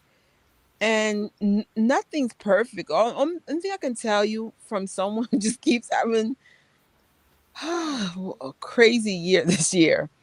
If you really want something bad enough, you're going to figure it out. You're going to figure it out with tears in your face. You're going to figure it out tired. You're going to figure it out. I'm not saying exhaust yourself. I'm not saying push yourself mentally. But there's so many people in our lives that just pushed you stuff. I was just talking to a family friend who lost her son that used to be a part of our family. She's still an entrepreneur and teaching other Black women to be entrepreneurs. And I'm sure things are different when she goes home, but at the end of the day, push through the pain. So these are my top 7 looks. Number 7 is the one inspired by my mom. Number 6, that Jaws fit, I did not imagine liking it so much, but it's something about that the safari hat. Bring safari hat back. The Knicks fit, when I said this outfit got so much love, and I was just like, my friend MJ Fangirl designed this. And no one even realized it was a Michael Jackson thing, but it was a way of infusing Michael with the energy for the Knicks week was unbelievable. I was at the Knicks month. That's a damn shirt, right? Yeah, she designed That's that. Genius. Yes. So when MJ Fangirl sells some, please support. We love her. Like one way to show people that you care about what they do. Like Carol was kind enough to give me a super chat. It's to let people know, hey, I believe in you. Keep going. I brought almost everything I could from MJ Fangirl, and no discount. Well, actually, sometimes there's a public discount, but I've never asked her for merch. I've never asked for a discount. I just bought her stuff. I think my next step is I want to be her Patreon for her. That's my next step. After my no spending challenge, I'm going to remind you guys to this wasn't planned though, but she's my favorite Michael Jackson YouTuber. Tori from Invincible Jacksons, my favorite Jackson family, but just no bias. And my friends are they're not only my friends. I'm also their fans. I'm very glad that I both met these people in just regular MJ scenarios, and we became friends organically. So number 4, the popcorn outfit. So I thought my 4th outfit, or my this was, I thought, my last time ever seeing the movie. It was my 28th time seeing the movie. So I started with the Hill Los Angeles t-shirt, so I wanted to end it that way. And then they were like, no guys, there's more movies. I was like, okay. But this one came together so well. I think all I had to do was buy a pair of socks. It was like 6 pair of socks for $3. So I was like, I love when you get a fit from your house. This one I love the most because the number 3 was originally my number 1. Y'all know I love a good tutu. But the Twister outfit, everyone, when I was looking around the city, was going nuts. Not because it was Michael. They legitimately just like the outfit. So I'm giving Twister number 2. And number 1, y'all, me being a moonwalker on National Moon Day. These are my pajamas. And my inspiration for pajamas was actually from Tori, Jennifer, Ray, and Scarlett. I said, oh, that's a good idea. Wear pajamas for the matinee shows. So I had a matinee show. I had to come in my pajamas. So thanks for the inspiration. That was actually really clever. Y'all did that. That was fun. Like, because I think we were seeing it at 9 a.m. and I was like, why don't we do Michael Jackson pajama looks? and I was like, I had such a hard time because the first pair, they sent me the wrong size. No way. So then when I was out there, I had to get some shipped to an Amazon locker in LA, and I was like, oh my God. But it worked out. I know. Like, one thing I want to avoid, because there's going to be a Michael Jackson part 2, is get as many outfits together as possible. Now, the irony is the first 7 outfits I was supposed to wear, most of them never got worn. I put on, like, even though I lost 15, 20 pounds this year, I still was smaller when I brought those outfits. So I didn't want to wear what I initially brought. So I'm going to save those outfits, put them somewhere in the house for the next biopic. So, and actually, like, there's some things I never got to wear because I was thinking they were just never going to pull it out the theater in Japan. So I was like, I'm just going to keep going every week. I don't care. The movie lineup, even though Spider-Man and Odyssey is, oh my God, top tier, most of the other stuff isn't. So I'm like, I'm just going to keep watching Michael Jackson. But like, I was even telling my friends, I was like, oh my gosh, after I see Spider-Man maybe 2 more times, what am I going to watch? This lineup for the fall straight. You can go see Moana live action. You can go see Toy Story if it's still there. Toy Story I heard was good, but Moana, everybody was like, that was mid. It was, I didn't see a purpose for them to do. If anything, they should have done a Moana 3 and leave it as a cartoon. Because even though number 2 got hated on, I liked the storyline for number 2 and I liked the ending. And the ending built up for there to be a 3rd one.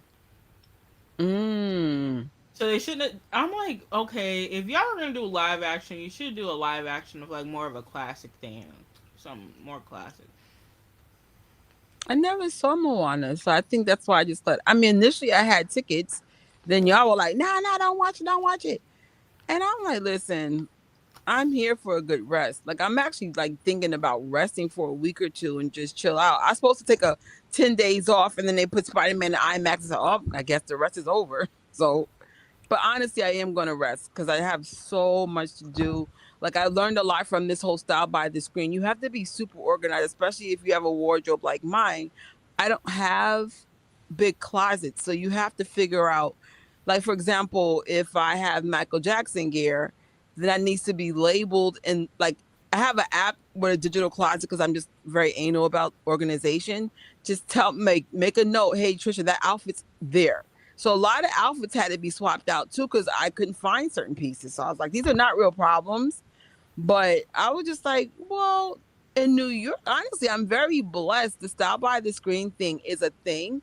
So sometimes people will come up with me and say they saw me on TikTok or stuff. And it's just so freaking cool that because I put effort into my outfits. And honestly, it's just therapy for me. I'm from a fashion slash movie background. That's two different schools, two different majors. So to have it like go into this, and honestly, it just helps me feel better about myself because, during the pandemic, I got super frumpy. Like, I got super fat, super frumpy. It's nothing wrong being fat, but fat and frumpy, it's like, no, have pride in what you look like, fat or skinny. And I just was just not caring anymore. And then I'll never forget. It was sometime, I think like a year ago. I have to look at either a year or a year and a half. I went to the movie and I dressed up. I think it was for Captain America. And I'm like, oh, I feel like me again. And then I started doing another movie and another movie and another movie. The next thing you know, I'm an A-lister. I go there all the time. And then the Ryan Gosling thing really helped me locally. So like when I go in, like one manager saw me. She said, I saw one of my videos went super viral. She goes, I saw your video. So she, I got some hookup. I got some Spidey posters. Mm-hmm. Hold on. I got a little hookup. Ow. Mm-hmm. So, I got to get my Spidey friend posters. They were like, oh my God, how did you get some? I didn't get a many. I only got a couple, but still. She was like, yeah, great job. Thank you. So, I really I say all that because there's a lot of dreamers in here. Oh, dun, dun, dun, dun, dun, a dreamer. It's okay to dream, but start putting energy to your dreams. I'm gonna try. Where's my iPad? I'm gonna read what I wrote, and I think we're gonna go into our watch party after because it's a little long. Because I was like, I don't have the solution for your life, but I just don't want you guys to be a victim of circumstance and grief and trauma and things that you can't change. I want you to try. I promise you guys, man, if I taped every time I had a meltdown before an event, and then I felt just so much better for just trying. And sometimes you figure out like you needed to get some fresh air or you needed, I want to make my mom proud and Melanie proud and AJ proud and my dad proud and Uncle Cowboy and anybody else that was kind enough to be in my life and is no longer here. Shoot, I want to make Michael proud. I wish I could did this when he was alive, being honest with you. Michael wore PJs. Yes, he even had Spider-Man PJs. I finally saw Project Right. Definitely my top 5. I don't know if I have a number 1 yet. First, I thought Odyssey was my number 1, but I'm like, I'm not sure now. I've seen it 3 times. I'm not sure. I know this sounds like I'm glazing, but I still, I'm still leaning towards the biopic, and it's only because of how it made me feel. Does that make sense? Like, I don't know. It made me feel good when I left. Oh, thank you, Carol. Shoot, girl, stop. Thank you. Tori, good question. Did you call Janet or Miss Jackson? I don't remember if I said her name or not, but I feel like if I did, I think it was just Janet. But like, I think with her, it's different. Like, I feel like if you're on a larger scale, like you're more of a celebrity and stuff like that, you're gonna be called probably by your first name. But someone like Right? Reby is famous, but now she's more like low key. She's more, she's older. She comes from like that Right. time where you call them miss or ma'am, Yeah. or and she's lives more of a normal life. That's why, like, when that video came out, it irked me so bad with what's her name, Maya Angelou. When that girl was asking her a question, a genuine question, and she had the nicest voice, and she embarrassed that little girl and then proceeded to berate her. I'm like, Mm. she's like, it's Miss Angelou, and I'm like, okay, you could if you want to correct it real quick, but answer her question. She came here to support you. Like, Yeah, I know. you know, if people have to correct you, that's fine. Like, if tell us what you want to be called, that's okay. But I don't like. Sometimes I don't like when the elders do like I they want to know. embarrass the young generation. I know. Because I Um, feel like if she didn't address her that way, it's because she wasn't raised that way. And it doesn't mean that her mother wasn't a good mother. It just means it's also it's region, it's generational, it's tradition. Like my mom never call her Miss anything. My mom would just be like call her by her first name. I know for me, I mhm. don't make younger people call me um Miss Trisha. You're allowed, if it makes you feel uncomfortable because your mama raised you in that way, call me Auntie, but please do not call me Miss anything. I was like, for crying out loud, I have Spider-Man in the background. Don't do that to me. But it's like, no, boo boo.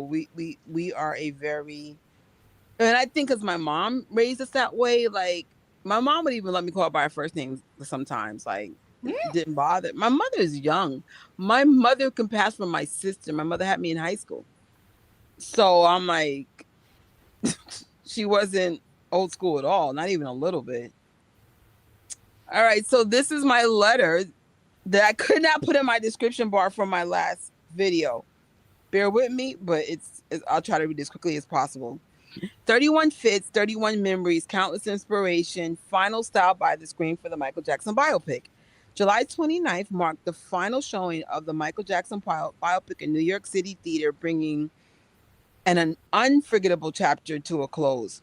What began as a simple trip to the movies became an incredible journey of 31 screens, 31 opportunities to celebrate Michael Jackson's legacy, and 31 chances to express myself through fashion.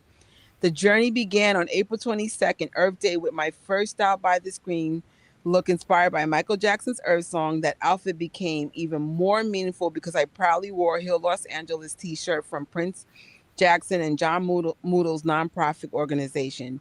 It was a beautiful way to honor Michael Jackson's message by caring for our world through Earth Song, while also celebrating Prince's commitment to carry what's that spirit forward through Hill, Los Angeles. Looking back, I couldn't have imagined a more meaningful way to begin the journey.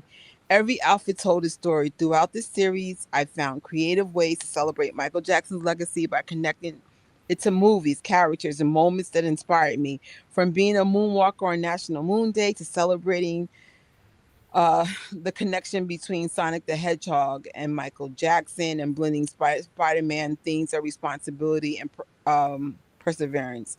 But Michael's message of hope, each look became a unique expression of creativity. I also paid tribute to Jaws Day and E.T. inspired looks, creating the magic of storytelling while keeping Michael's legacy at the heart of every outfit. This journey also allowed me to proudly represent Hill Los Angeles beyond that first look by wearing some of my favorite outfits from fundraisers I was blessed to attend over the years. Supporting Prince Jackson and John Moodle's mission had made this series even more meaningful. But importantly, the series became a way to honor people who touched my life. I dedicated looks and memories and celebration for my mom, Uncle Cowboy, AJ, aka and Justice for Some, and Melanie Freeman. Their love, encouragement, and influence will always be part of this journey.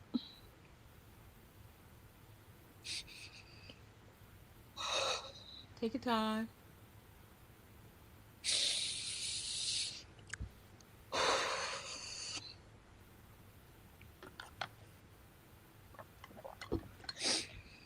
And of course, the entire Style by the Screen series honored Michael Jackson and his entire family. Their courage to break barriers, overcome obstacles, and continue moving forward despite adversity has inspired generations. Even during my own personal and heartbreaking challenge throughout this journey, Their example reminded me to keep going, keep pushing, and never lose sight of dreams God placed in my heart. Through resilient creativity, compassion, and commitment to make a positive impact, they remind that legacy is built not only by what we call accomplish, but by the lives we touch. This experience wasn't without challenges, just every screening gave me something to look forward to. I never imagined I would see this film 31 times. Each visit made me fall in love with Michael Jackson's artistry, humanity, compassion, and the incredible legacy of the entire Jackson family all over again. A heartfelt thanks to Var Jackson for portraying Michael in such dedication, passion, and respect, and to the entire cast and crew for bringing this remarkable story to life. Thank you for giving fans like me an experience we'll never forget. To everyone who watched the series, liked the video, left a comment, shared a memory, and encouraged me along the way, thank you. Your support made this journey even more meaningful. This may be the final chapter to stop by the stream for Michael, but it certainly won't be my last. I already look forward to part two, where I continue challenging myself to create meaningful, movie inspired fashions while celebrating telling stories, creativity, and legacy that inspires us. Until then, keep creating, keep believing, keep pushing forward, and always remember you are not alone. No pun intended. With love and gratitude to the entire family, thank you for sharing your music, your creativity, your compassion, and your heart with the world. Your family's legacy has inspired generations, not only through entertainment, but through resilience, service, and the genuine love you've shown your fans. And it is genuine. Thank you for your memories, your inspiration, your kindness you share. May God bless and continue each and every one of you guys for inspiring the world. Whew. I was like, I didn't know there was a limit to these things. You need to post that on Instagram somewhere.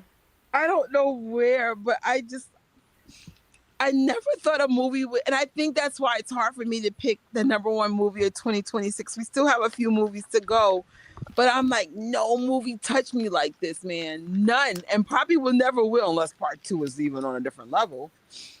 I'm ready for part two. Right? Is it hot in New York? Very.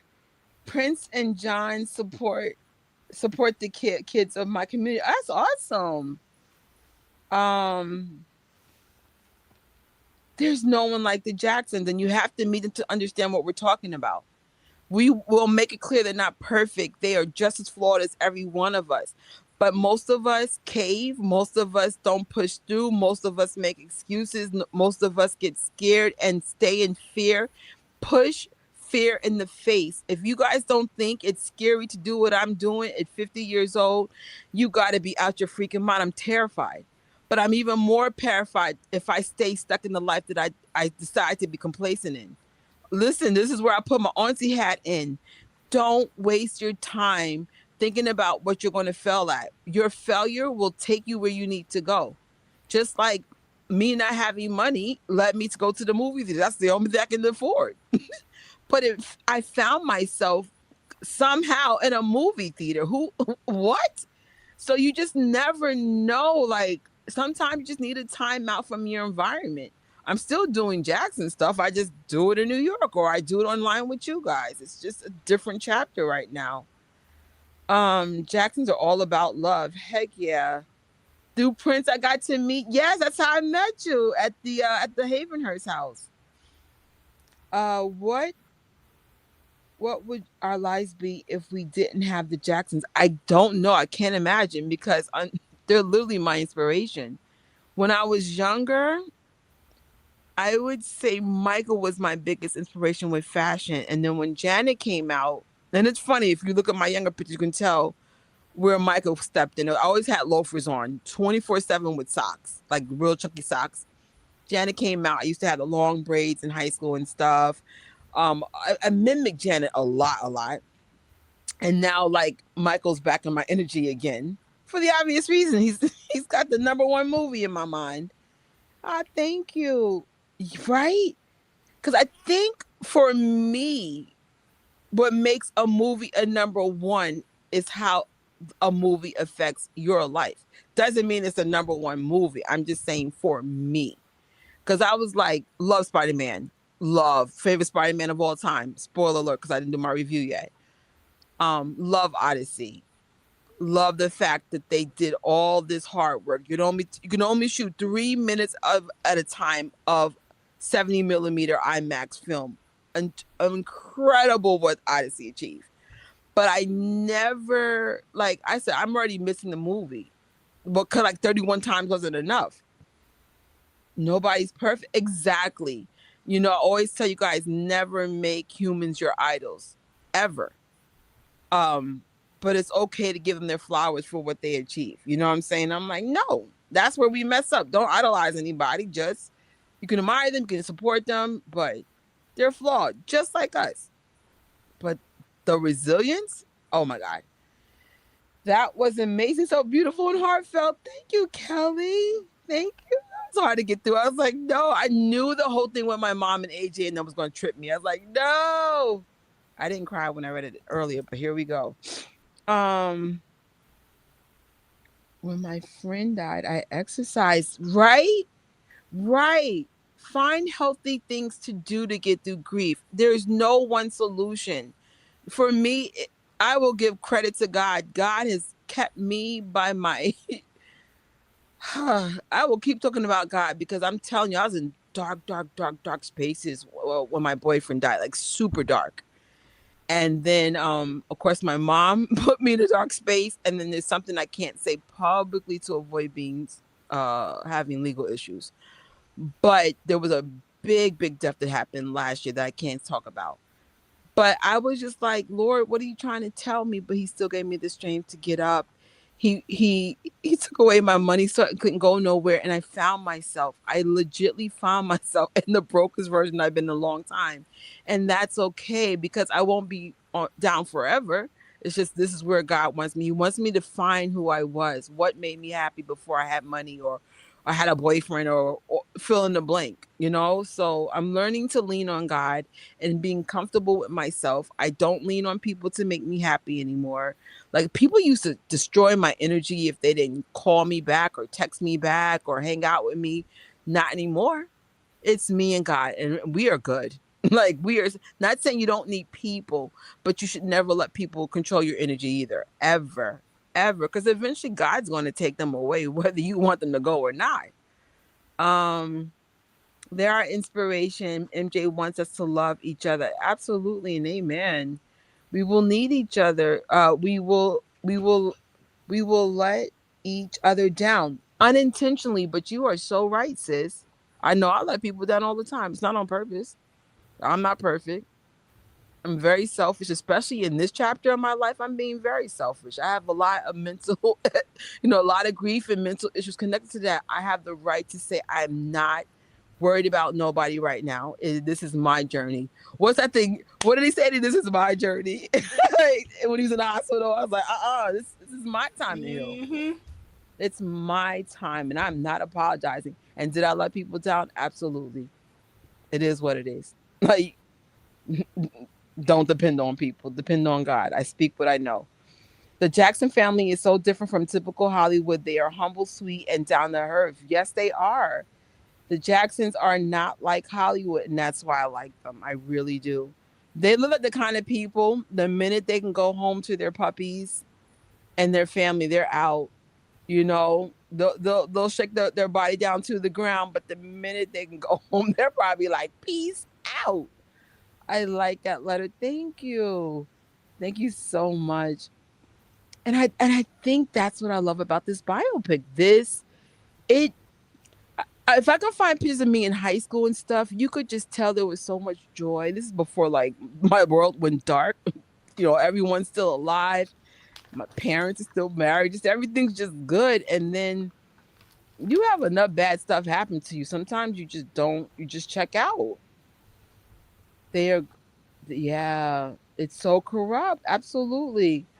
I hope Michael 2 stays in the theater longer. Part 1 wasn't in the theater long enough. I agree, But I have my conspiracy like for example, when Jim was with us for the Jafar birthday party, we were talking about how the other biopics made all this money, but they made all this money because they had a way longer time in the theaters. I don't think it's fair that Michael got pulled out when it got pulled out only because he was still making numbers. Tori said her area was still crowded. I know in New York, a lot of those shows came close to selling out. Even when the last week, I didn't even say this, but this is important. Most of the Michael movies in the last week were in matinee. So that means people like me had to take hours off or go on my day off. Or I'm like, what? Y'all don't want them to win. If you're going to do one show a day, 7 o'clock, idiots.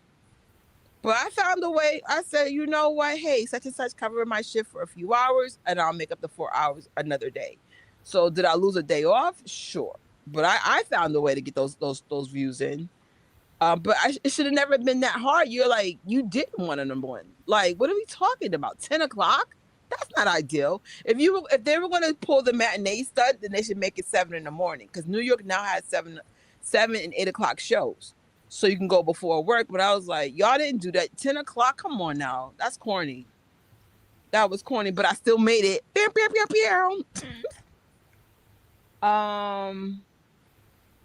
I have seen other celebrities and they're not. Oh my, if I showed every person I bumped into New York, you would be like, oh, that's so cool. No, because they were acting like a jerk. So I'd rather just not show them. How about that? No, they were very mean, very like, sometimes fans can be annoying, but sometimes it'll be like two people. You couldn't say hi to two people. Are you slow? And I'll give an example. Jafar being a great example. He's obviously hiding.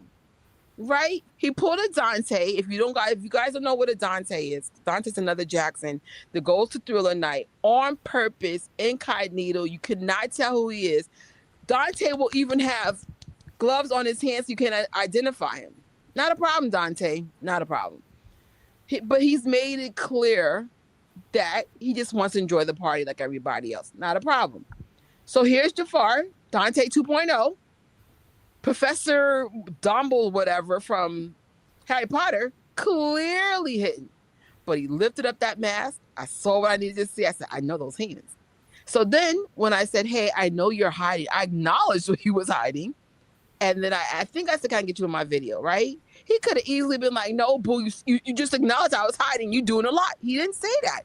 He was super sweet. He said, yeah, you can take a picture, not a problem. We got to talk. He went to where he had to go. Because I stayed calm. I acknowledged the hey. I know, but I was like, you're leaving. Why not go for it? But the point is, Jafar and Your Majesty were very, very, very kind when I spoke to them. So shout out to them because they could have been jerks about that. Like, oh, you know I was hiding. I don't want nobody. Nope, they didn't do none of that. Good energy. And that's the difference between the celebrity and the Jacksons. Again, no. Gen 2, though, they're built different. So they might say, no, you've been warned. I've seen people like, who is it? I think it was Michael Strahan, the old football player he be on Good Morning America, so he's still in the public eye. So there was somebody that was like, he was at the airport or whatever, and somebody was recording him, and I think he was like, I think this was him. He said something like, get that camera out of my face, you don't know me. Oh, no. Bookie, but you on the news every morning. What you talking about? You better expect to be known at this point, or you can't just wave, be like, "Hey, hi." Like a simple wave would do. There have been times I see people. I might have, like one. I did go up to him, and then I just said, "Nice to meet you," and I left. I didn't say, "Oh, my name is." I didn't give a life story or nothing like that. There's another one. I was like, "I think that's so and so." They looked at me. And I waved. They waved back. That's all it was. You don't have to. If you can't take a picture, you don't got time to. You don't feel like it. That's fine. But a simple wave will do. Or maybe I would rather you pretend you don't see me than you say something slick talking about you don't know me. Oh no, that's cray. Well, apparently you want to be known. Good Morning America is about interacting with. Good night. Good night, Michael Strahan. Wait. Oh wait, is he on the Today Show? I don't even know. He on one of them. No, that's the. that's the one thing I can say. Like, if you're a celebrity on any level, including social media, there's some social media people that are bigger than celebrities now. You got to be prepared that someone's going to recognize you and might ask for a picture. You know, this is your set. This is part of the reason why you're making 6, 7 figures instead of like making what we make in customer service, which is close to nothing. Like people don't realize how lucky they are to make the kind of money they make because they have, they're on television or whatever, whatever. Even social media. I know once person I follow makes 7 figures a year on YouTube, which is unheard of. But he's super humble though. Oh, when I say he is humble, I said, shoot, I wonder if he's a Jackson. He's super humble. He loves his fans. Actually, I'm just gonna give him a shout out. Shout out to Star Wars Theory. Shout out to Star. He rented out a theater to show his movie, gave everybody free popcorn. He stayed behind. He spoke to everybody. He was super, super, super kind. He's one of those people. He said, "I am nothing without you." He gets paid a lot of money to go about Star Wars all the time. And that's what passion and pushing through the pain looks like. Because like he'll tell you he never thought like his life would be what it is, but he loves his community. And sometimes the community is really mean to him. And he still shows up. And that's what's up. There are people that are also they are for the people. That is also what makes Michael stand out from other artists and celebrities like Prince, and he's a man of the people. Yes, yes. I agree. And the whole family's like that. They're very kind compared to other people. Like very. I remember I saw Brandy at an event. I think when we went to Ohio, right? She was just so sweet to us. Like Mm-hmm. so sweet. I think she recognized me by the shirt, and then I did that body roll on Marlon, and then she was like, "He's gonna love that." I mean, and remember they just lost Tito maybe a month before, and then they were gonna do their memorial days later. They still were kind, and I think that's what's always inspired me. Like we'll know the backstory because we're Michael Jackson fans or Jackson family fans, and it's like, oh my God, they're still being this nice, even though they're going through all this stuff with Tito. That's freaking like it's like or what it took for Jafar Jackson to become Michael Jackson, all that training, all that discipline, like that's inspiring. Like that's real inspiration. Cause it's just like, wait, what did you do? Like, cause like I said, Jafar can dance, Jafar could sing, but he had to learn to dance and sing. Cause some parts is Jafar like Michael. That is beyond the flex. That is very hard to do. And Taj brought up in his live yesterday, people were trying to say, oh, it's in the DNA. Well, then if it's in the DNA, then wouldn't there be more Jacksons doing that? No, there's none. What? I think Jafar might be the first one that was able to mimic Michael to that level. Ever. Right. I Ever. agree. I think someone that would be capable of doing that is Austin Brown. I say it all the time. I've seen Austin performing live. Austin has very similar Bambi eyes, thriller complexion. He's very, very handsome. Very, very And he handsome. sings like him naturally. Yes, yes. Like he I doesn't was try to sound like him, but he has the same. so I would say Austin might come the closest naturally, but no, 3T has their style. Jafar had his style. There's similarities, but no. Jafar had to work for that, bro. And just to try to take that, oh, it's in the DNA. Go, no, you're hating. You're hating. And if you guys do not putting Jafar consider him as a nominee for the major awards, you playing yourself. I'm sorry. He ate that, bro. Okay, how many movies did you see, Tori? I'm curious. We're gonna get to Prince, I promise. But how many movies did you see this year that made you think like, okay, this person's going to be nominated besides Jafar Jackson, or you didn't? Or did you see enough to be able to answer that? I saw. Let me look and see what movies I saw this year. Um, hold on one second. MJ wasn't. Yeah, it could have been in way longer, my opinion. If they don't put that movie back for his birthday, I'm gonna be pissed, bro. Like, what are we doing? You didn't have to take that out. Cause I'm like, I could see Spider-Man and Odyssey occupying the screens for at least the rest of August. Yes. But the rest of these movies are falling under pressure. It's almost like first Michael Jackson interrupted the whole system, right? So a lot of movies did not make the kind of money they were hoping for because they came out during the biopic. Sorry for you, because y'all probably thought, what's that going to do? Everything. Anyway, then the next big ha was the Odyssey. And then Spider-Man, right now, Spider-Man is through the roof crazy. But it's funny, Odyssey and Spider-Man is making mad money right now. So basically, everyone's attention is there. But when that fades, put that Jackson movie back. That's all I'm saying. Ain't nothing's gonna be popping until freaking Hunger Games and Doomsday and Doom 3. So y'all can put Michael Jackson back. Stop playing. Just saying. So, Oh wow. okay, I had to look at my movie apps to see what all I saw this year.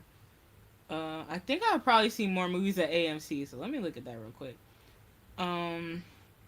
Jafar This year ate the hell out of that role. He deserves all the fame and recognition. Yes.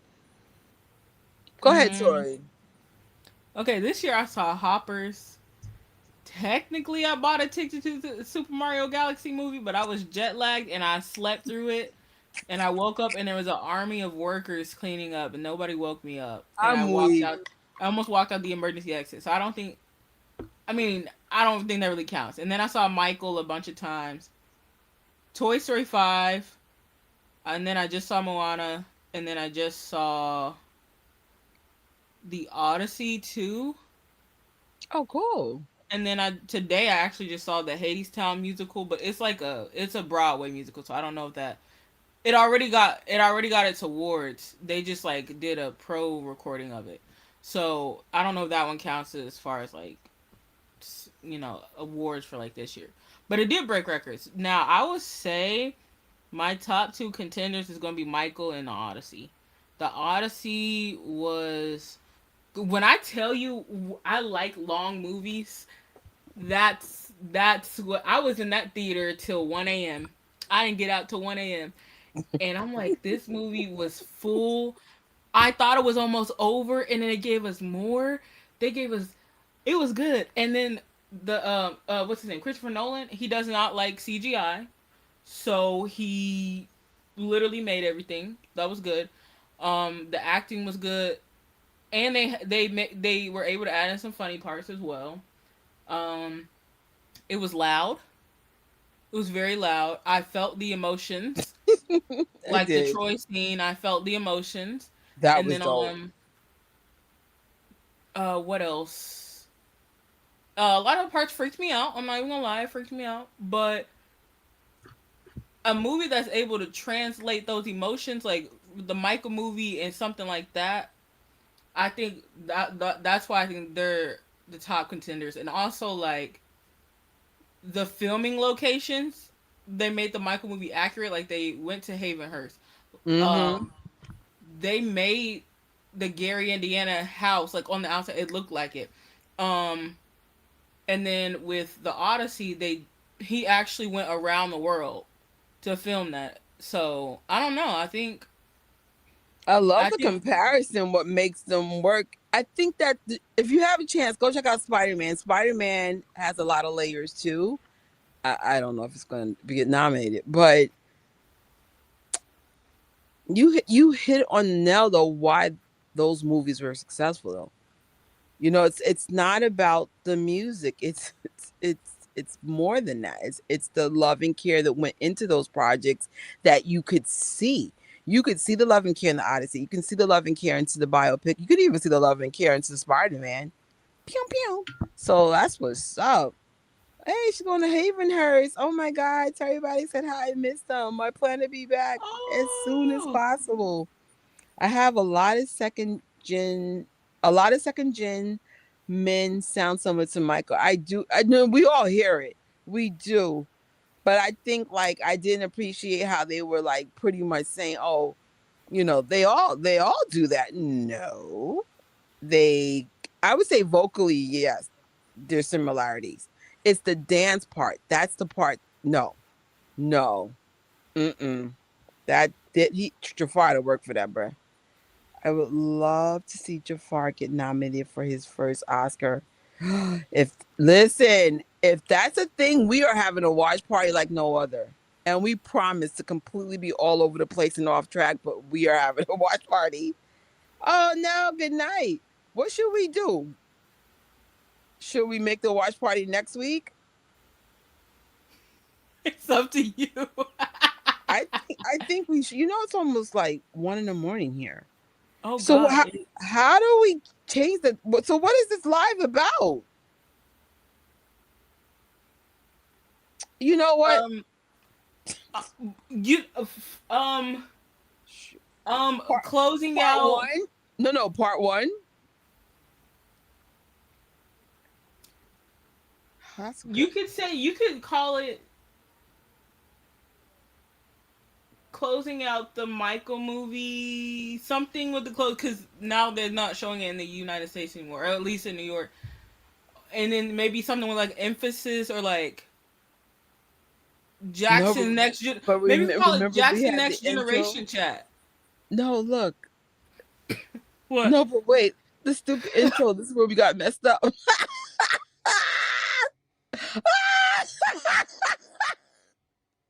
Listen, y'all. These things happen. Lord. These things happen. Maybe we could call it Jackson next generation chat. I don't know. No. Maybe I'll just say part one. That means it's another part. Listen, the story continues. We're going to pick the biopic stunt. The story continues. We promise not to do this again. It's just me and Tori don't really get to talk in real life. Ever. So it's like, oh, shoot. A freestyle live. Paris has her dad's move. This live is about... Yeah, it's everything except for about Prince. Hey, Prince. Well, we did mention Prince a few times. Jesus. I can't. Okay, so I think we should put a pin in it. I'm just going to put part one, and then we promise not to do this again. No, we're lying. We're going to probably do this again. But we'll try not to derail so badly. Right? And then, because what is next week? Yeah, we're good. It's not Michael's birthday yet, so we're good. I'm sorry, guys. These things happen. Actually, they never happen, but they happen today. So we will continue with a watch party. Maybe we could like make it more Prince Jackson.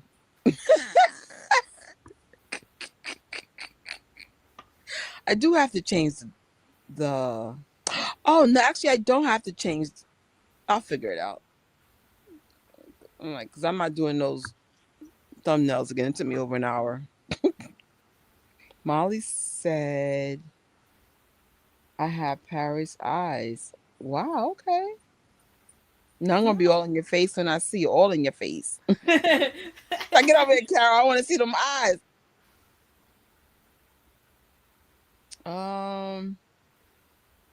Yeah, we could do that. We could do that. We are funny. We are funny. Bum, ba-dum, bum, bum, bum, bum. Multi-part watch party for a multi-part vlog. Jeez, Louise. We could call it the intro to the Prince Jackson watch party. Wow, I feel like I gotta like think of something just for Prince, which is not hard. He's dope. Yeah, Molly's the best. I was talking about her work today. It's like, oh my god, and he's got this awesome fiance. I love Molly. I love Molly. I do. My gosh. She's very encouraging too. She's awesome. They're all awesome, man. Cause I mean, if they start seeing you enough, they'll be like, hey, Tori, hey, Trish. She's like, no.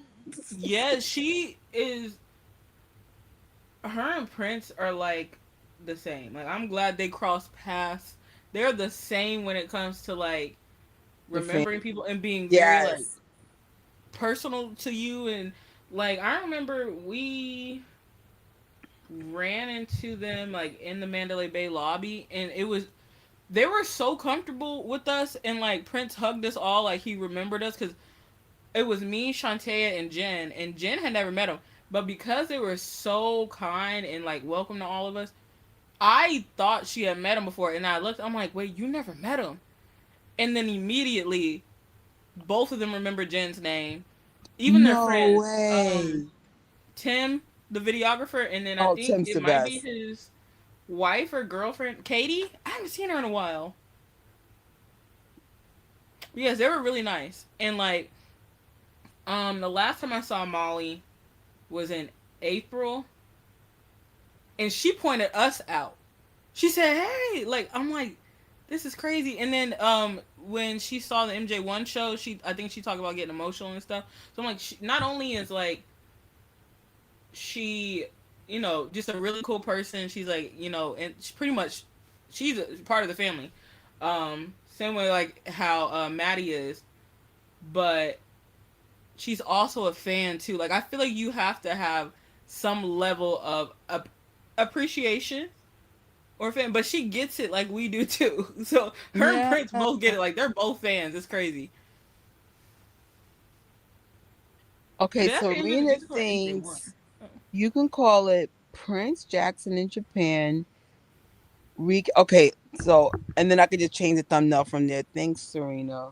Serena has been on point today. She's on point every day, but I was like, dang, because Put her I'm on like, the right, and live I'm like, management right. team. It's like you know where Darrell Taj, and then it's like, in theory, I should have made it a Taj Jackson live, but then I'm like, well, I made the thumbnail and I put all this time into France, like, because I didn't know Taj was gonna go live. Who knew? Who knew? I'm still in a biopic energy anyway. Like literally, like I've only been out of the theater for a week. I feel like I'm going to withdraw. Like, by the way, y'all, a complete derail, but not really. But it's bringing back to Spider-Man. So let me tell y'all the drama of the Spider-Man freaking popcorn buckets. Y'all thought the Michael Oh thing was Lord. nuts. Oh my God, Becky. This is why I'm tired. This is why I need to go to bed. So let me tell you something. So Macho, my nephew, loves Marvel the way I do. My whole family's very Marvel heavy. Like, we used to go to events, and I come to find out that he keeps going with me. He goes, "You're the only one who keeps doing it," and I get it. Unfortunately, two people passed away. His mom is not available right now, but she's fine. And there's, my brother's in a whole different state. The point is, the family's all messed up. We're not around. I'm the last one in New York, really.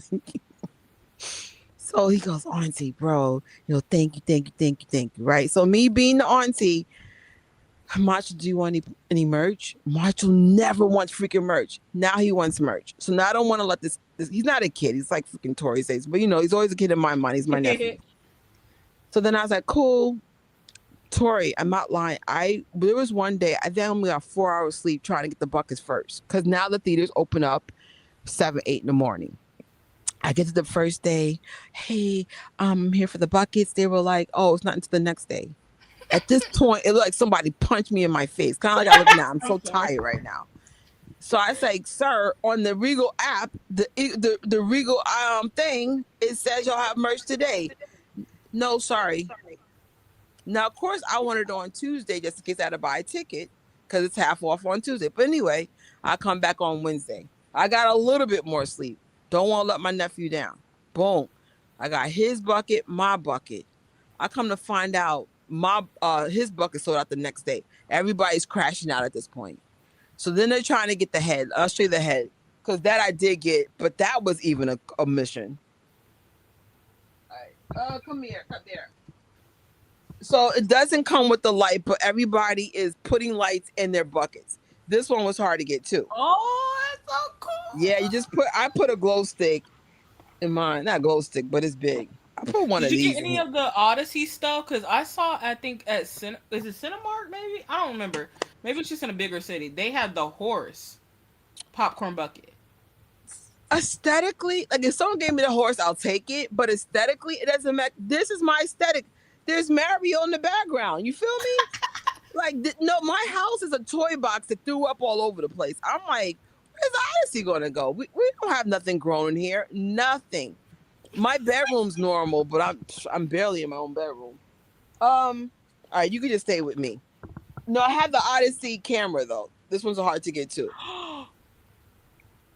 What? Where'd you get that from again? I got this one from AMC. I think I only paid $5 without a gift card. Y'all better keep them gift cards coming. I ain't mad. I need a look. Just gonna move Spider-Man over here now. So when I said the meltdowns were melting down, so then this is where it went left. Thank God I'm an A-lister because I had to get a ticket to get that big old head. So I ain't gonna lie, I did manipulate something. So on AMC, I knew they had the preview day on Wednesday. So I said, I know where I'm going. So then the lady goes, oh, you can get your bucket now if you have the ticket. And I was like, yeah, I have a ticket. And she's like, let me see. And I'm just looking at her like, you already know I had no ticket. I was like, what? So then eventually I did buy a ticket. I get and thank God she wasn't there. I get upstairs. They were like, oh, you can have this bucket. Hold on. This bucket was available with the Spidey suit. So cool. So then, so bottom line, this is 4 days of trying to get buckets. Oh my God. So for those who are familiar, and thank you guys for being encouraging, I'm doing the no spending challenge. My last bucket was that head. And I'm so proud of me though. The old me would have just spent like hundreds and hundreds of dollars. My budget, I think I had $125 in gift cards and I had to spend like $25 of my money. I said, Trisha, if you want to get out of debt, you got to stop this nonsense. My nephew got one of the buckets. I wasn't being selfish for a change. Honestly, I wanted him to pick the head one, but he's like, oh, I like this one. Fine, take it. And I'm like, this is the beginning.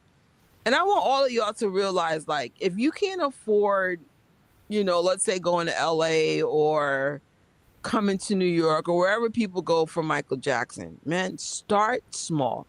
In my case, I discovered I spend $400 to $500 in food, which is ridiculous. I said, let me stop buying so much food. Stop messing with them popcorn buckets. Just start small. Maybe the money that you need to travel is in your grasp. You just got to change how you're spending it. So I ain't going to lie. I hate the no spending challenge. I'm on day 5. Today makes day 6. I'm going through withdrawal, but I promise you, I think everything about my finances will be way better if I just stay in my lane. So, because I'm like, I don't know. I just think everything gotten out of control with me. Like first it was, I always like fall in love with something and just don't know when to stop. How many buckets do I freaking need, y'all? Like make this make sense. Like, I don't know. I think I have 30 now. It's retarded. Not retarded. I mean, I love the buckets, but still. I think if I was to get more popcorn buckets, I'd probably use it for storage. Like if I had ended up getting one of the Michael Jackson, like the tin can type one with the lid, I would put like little things like if I got Michael Jackson stickers or bracelets, that's where I would probably store my stuff at. Because I have little like trinkets and all that, and I don't be knowing where to. The amount of Michael Jackson subscription boxes I have right now, I probably have 7. I don't even know. I have too many, and it's just little things in there like pins and stickers and stuff. I'm like, oh my gosh, what was I doing? I always say find the balance because I have no issue with collecting. I'm not gonna lie, I do have some regrets because financially it's draining and space-wise it's ridiculous in here. I always did some things different, but at least I'm like, all right, don't do that anymore. You know what I'm saying? Like I have all my fandoms. I got my Yoshi bucket that cost me from freaking meeting Jafar. That day I will never forget. My friend just should have said Trisha Jafar is there, but no, he didn't do that. But anyway, we're whatever.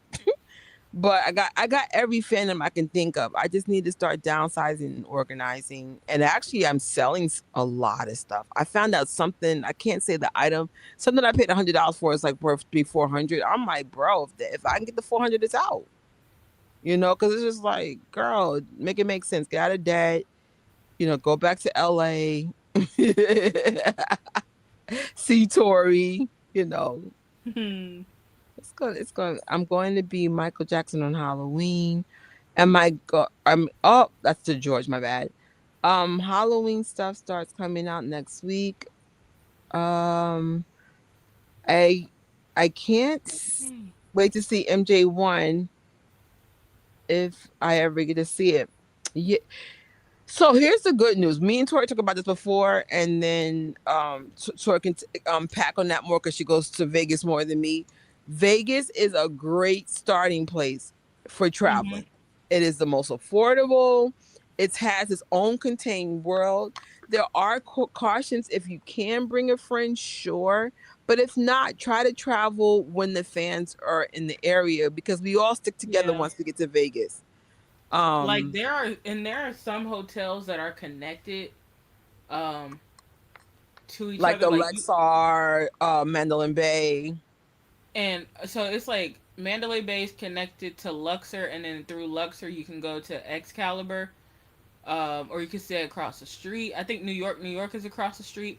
So like staying on the side where whichever event you're gonna go, because that way you don't have to necessarily walk outside. But if you want to get through quicker, there is free tram systems on that side. But I would say, yeah, start there. I actually have a video on the birthday event on my page somewhere, like how to go or whatever, like all the details and all that. And then there are places like Michael related places you can go to there, like the Regis Gallery in the Venetian, where on the I don't he who shall not be named, that man's documentary that he did. We'll call it Living with Michael Jackson. We'll only call it that, but we're not gonna name the other man. But yeah, so that one where Mike was buying all the stuff, like yoo-hoo. So that's a spot. He also had two houses that he had rented there. One I is like all this stuff you found connected to Michael and your Vegas stuff. I can't remember the rest. Oh, also the MJ1 store.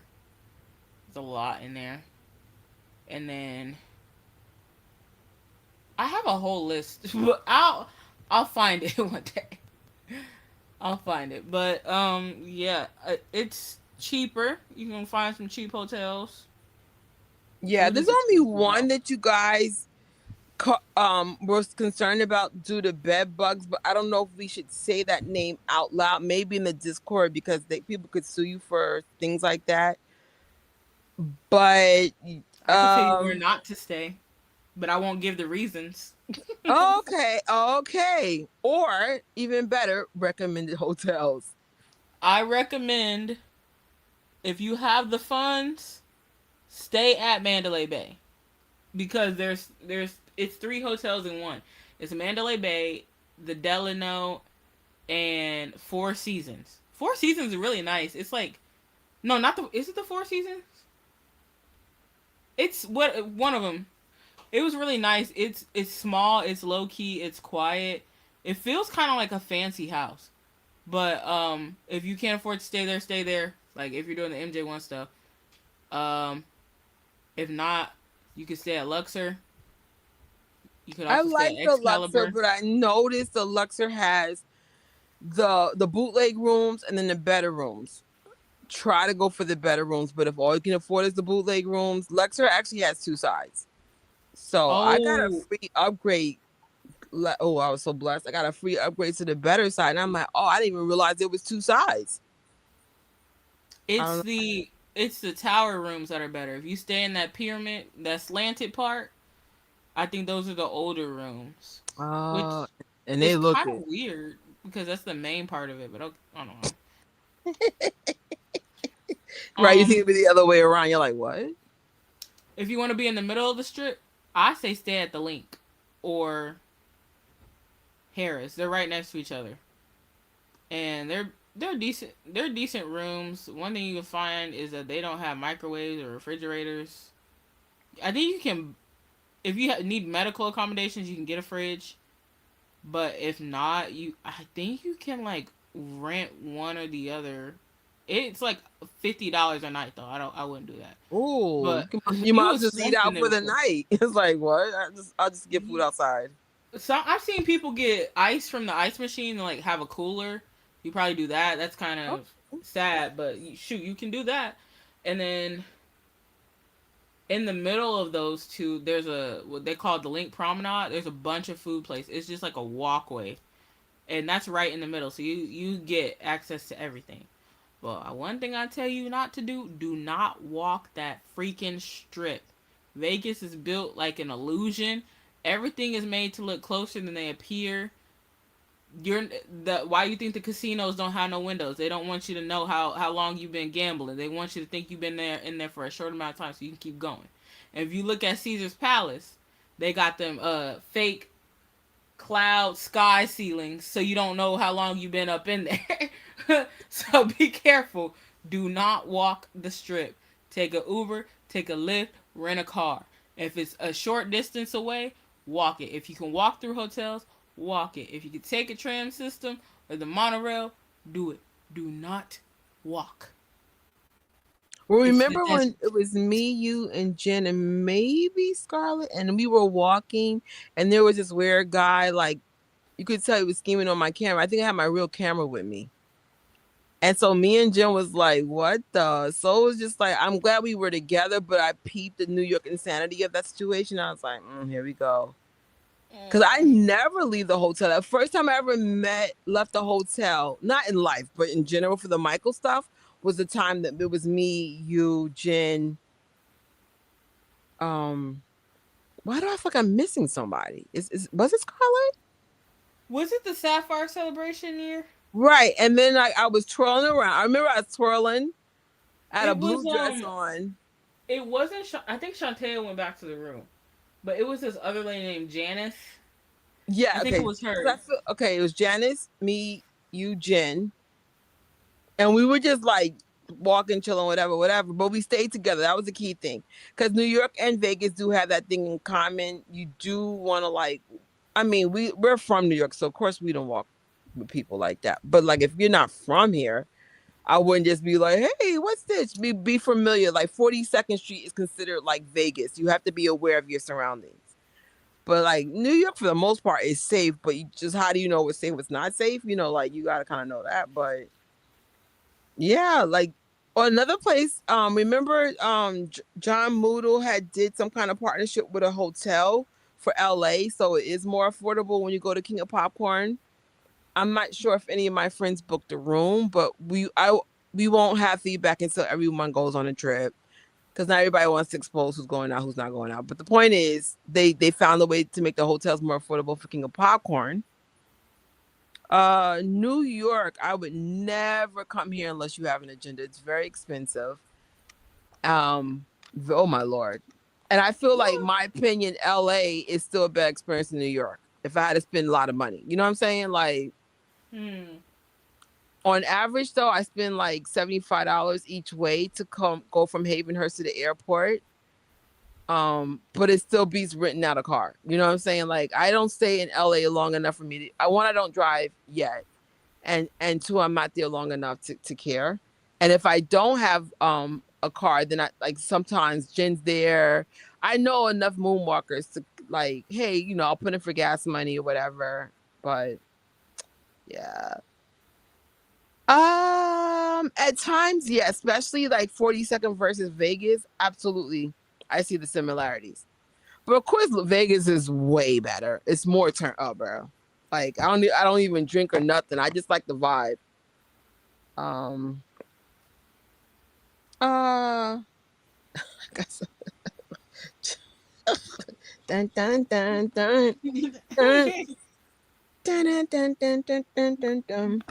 If I ever go to New York, I need to go see Hamilton and MJ the musical there. I want to I see it hope there. I could take vacation when you're here because I feel like I get to experience New York as a New Yorker. There's so many things I still haven't done here yet. And I've been here my whole life. But I haven't seen Hamilton. That'd be cool. Like, there's Oh, so many things I haven't done yet. I gotta put you on. I was like, oh no, I probably got to take some time off too. Because I'm like, every time my friends come to New York, I have to go to work. I barely get to see them. And, So I don't know. I'm manifesting that. God knows what I'm manifesting. I'll leave that there, so I could just have more freedom. Any other, since it's the recap video, as Serena said, she goes, "We know how to fix it. I just got to fix the thumbnail, though." We're rounding it back out to traveling. Some might be still in the same continent. But yeah. Thank you, thank you. It's funny, like we never hear our accents unless you're from like Brooklyn or Long Island or Staten Island. But everyone who ever comes to like other countries, because I'm in customer service, I meet a lot of people all the time. They're like, "You have a New York accent." I go, "What?" You do. It is strong. I don't hear it at all. It's strong. I'm like, this is how we all talk. I'm trying to think, does Honey have one? Rocky, I think, Well, that's kinda has cool. one. That's cool. I love Hamilton. I saw it on the tour, but I want to see it in Broadway. I want to see the. I wish I was around for the OG cast, but I don't think my mama would have took me. Did I I was tell like, you my stupidity about? So I went to a play recently, and I went to go see Cats, but I realized there was a different Cats. Oh my god, what? girl! So Cats, when I was young, was completely different, and all these cats are. So then, I think I can share this. My ex's mom was down here, and I said, "Oh, they have rush tickets, so I'll just get a $45 ticket." We get there, it was like fans and like walking the runway, and I'm like, "This ain't the Cats I grew up with." Like, not one person said, "Hey, miss, it's a different Cats." Now, thank God, I only spent $45. I was like, "This is not the Cats I had in mind." And it was fun though. Have you seen Mariah Carey in New York? No, not at all. Mariah Carey don't play that walking around New York stuff. Honestly, she's too famous to do that. Like Janet can't do that. Mariah can't do. There's some celebrities that can never do that. Janet tried Yeah. to take a train ride and literally, like, it was so much chaos. People was Um, crying. yeah, it was a mess. The irony, I just opened this up and she did it for May for Now. The May for Now video is playing on my feed. That's crazy. But yeah, we're gonna do a watch party for Prince. I don't know what's going to be ahead of it because I was like, oh man. Um, but okay. And we'll just figure it out from there. Cause I'm sure me and Tori will find a way to make a 10-minute live into 2 hours easy.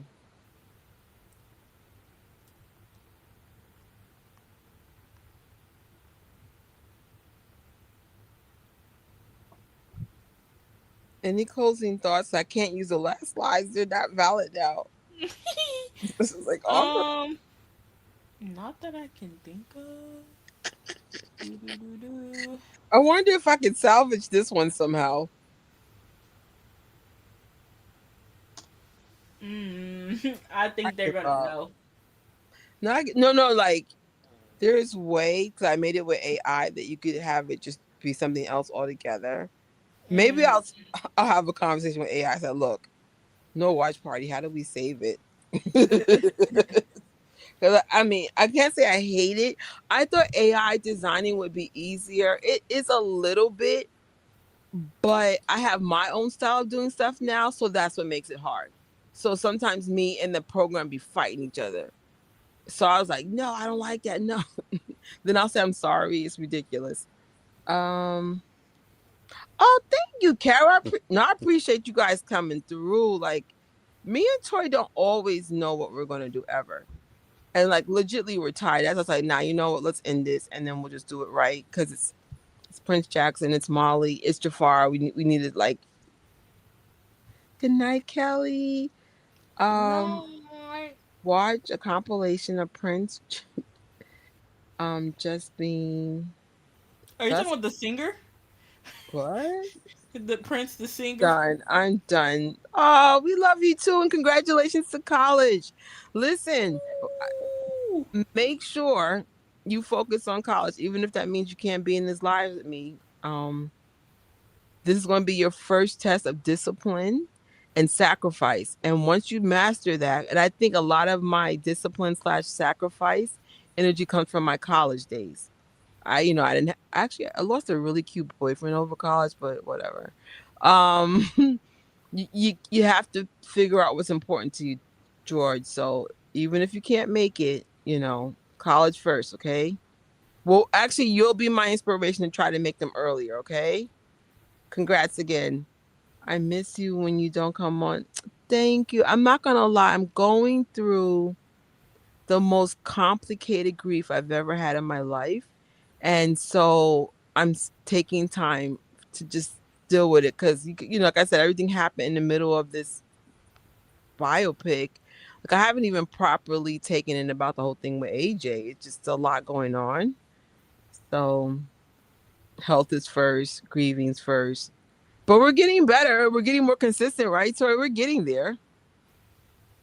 I Everything. think I need to do better, but I have to get my life together. No, at least you show up for this. Yeah.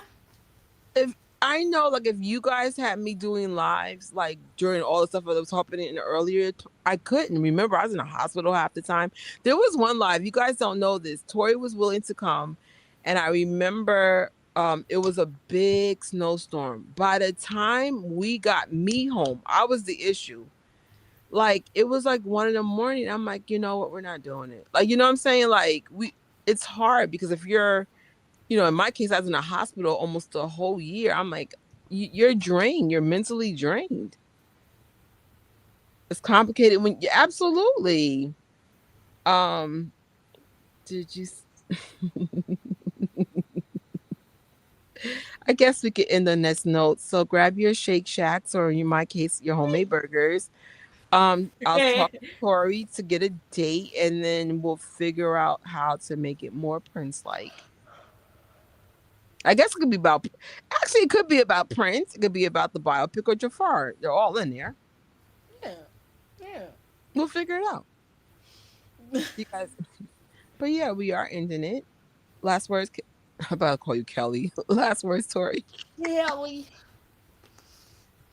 All I have to say is, what about baby? Baby boy.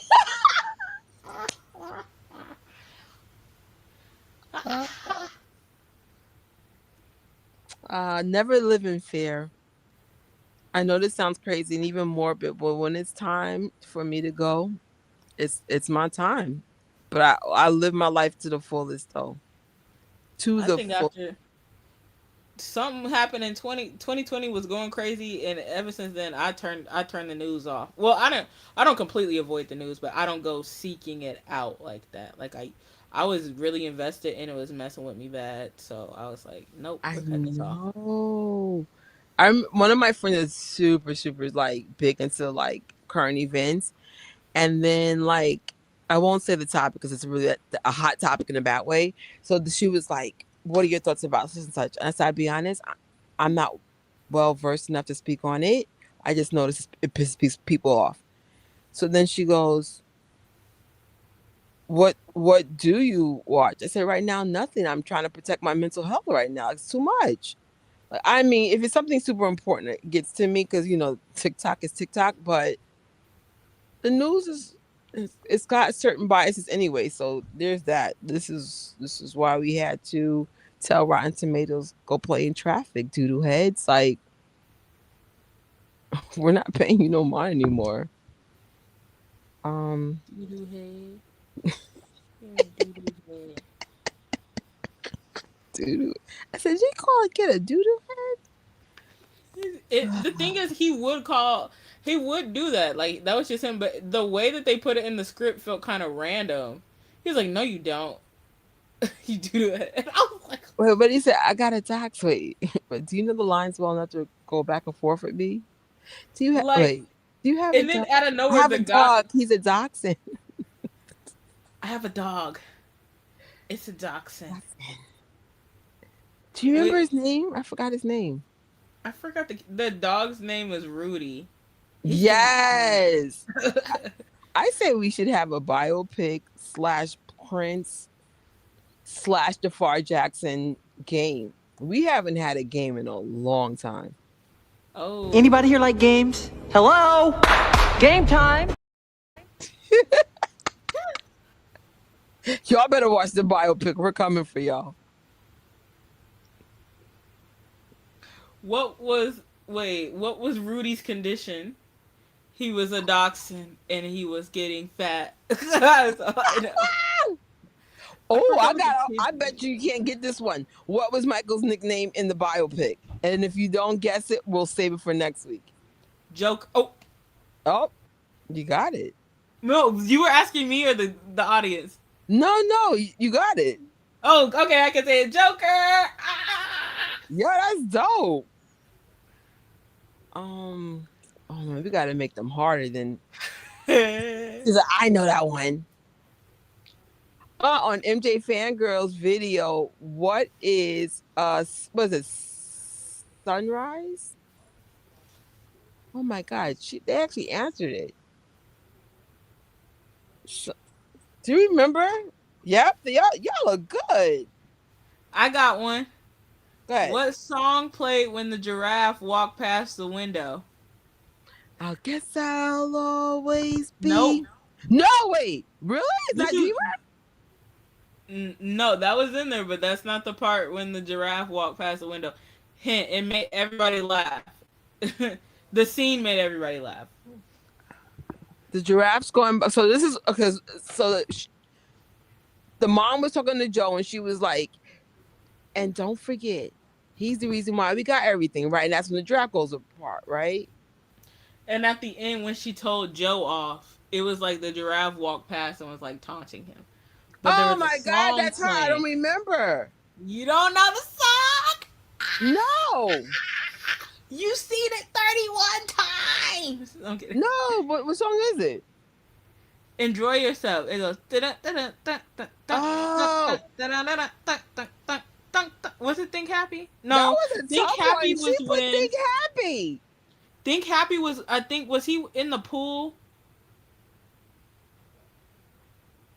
I think it's when he was in the pool, talking about like. I don't even know.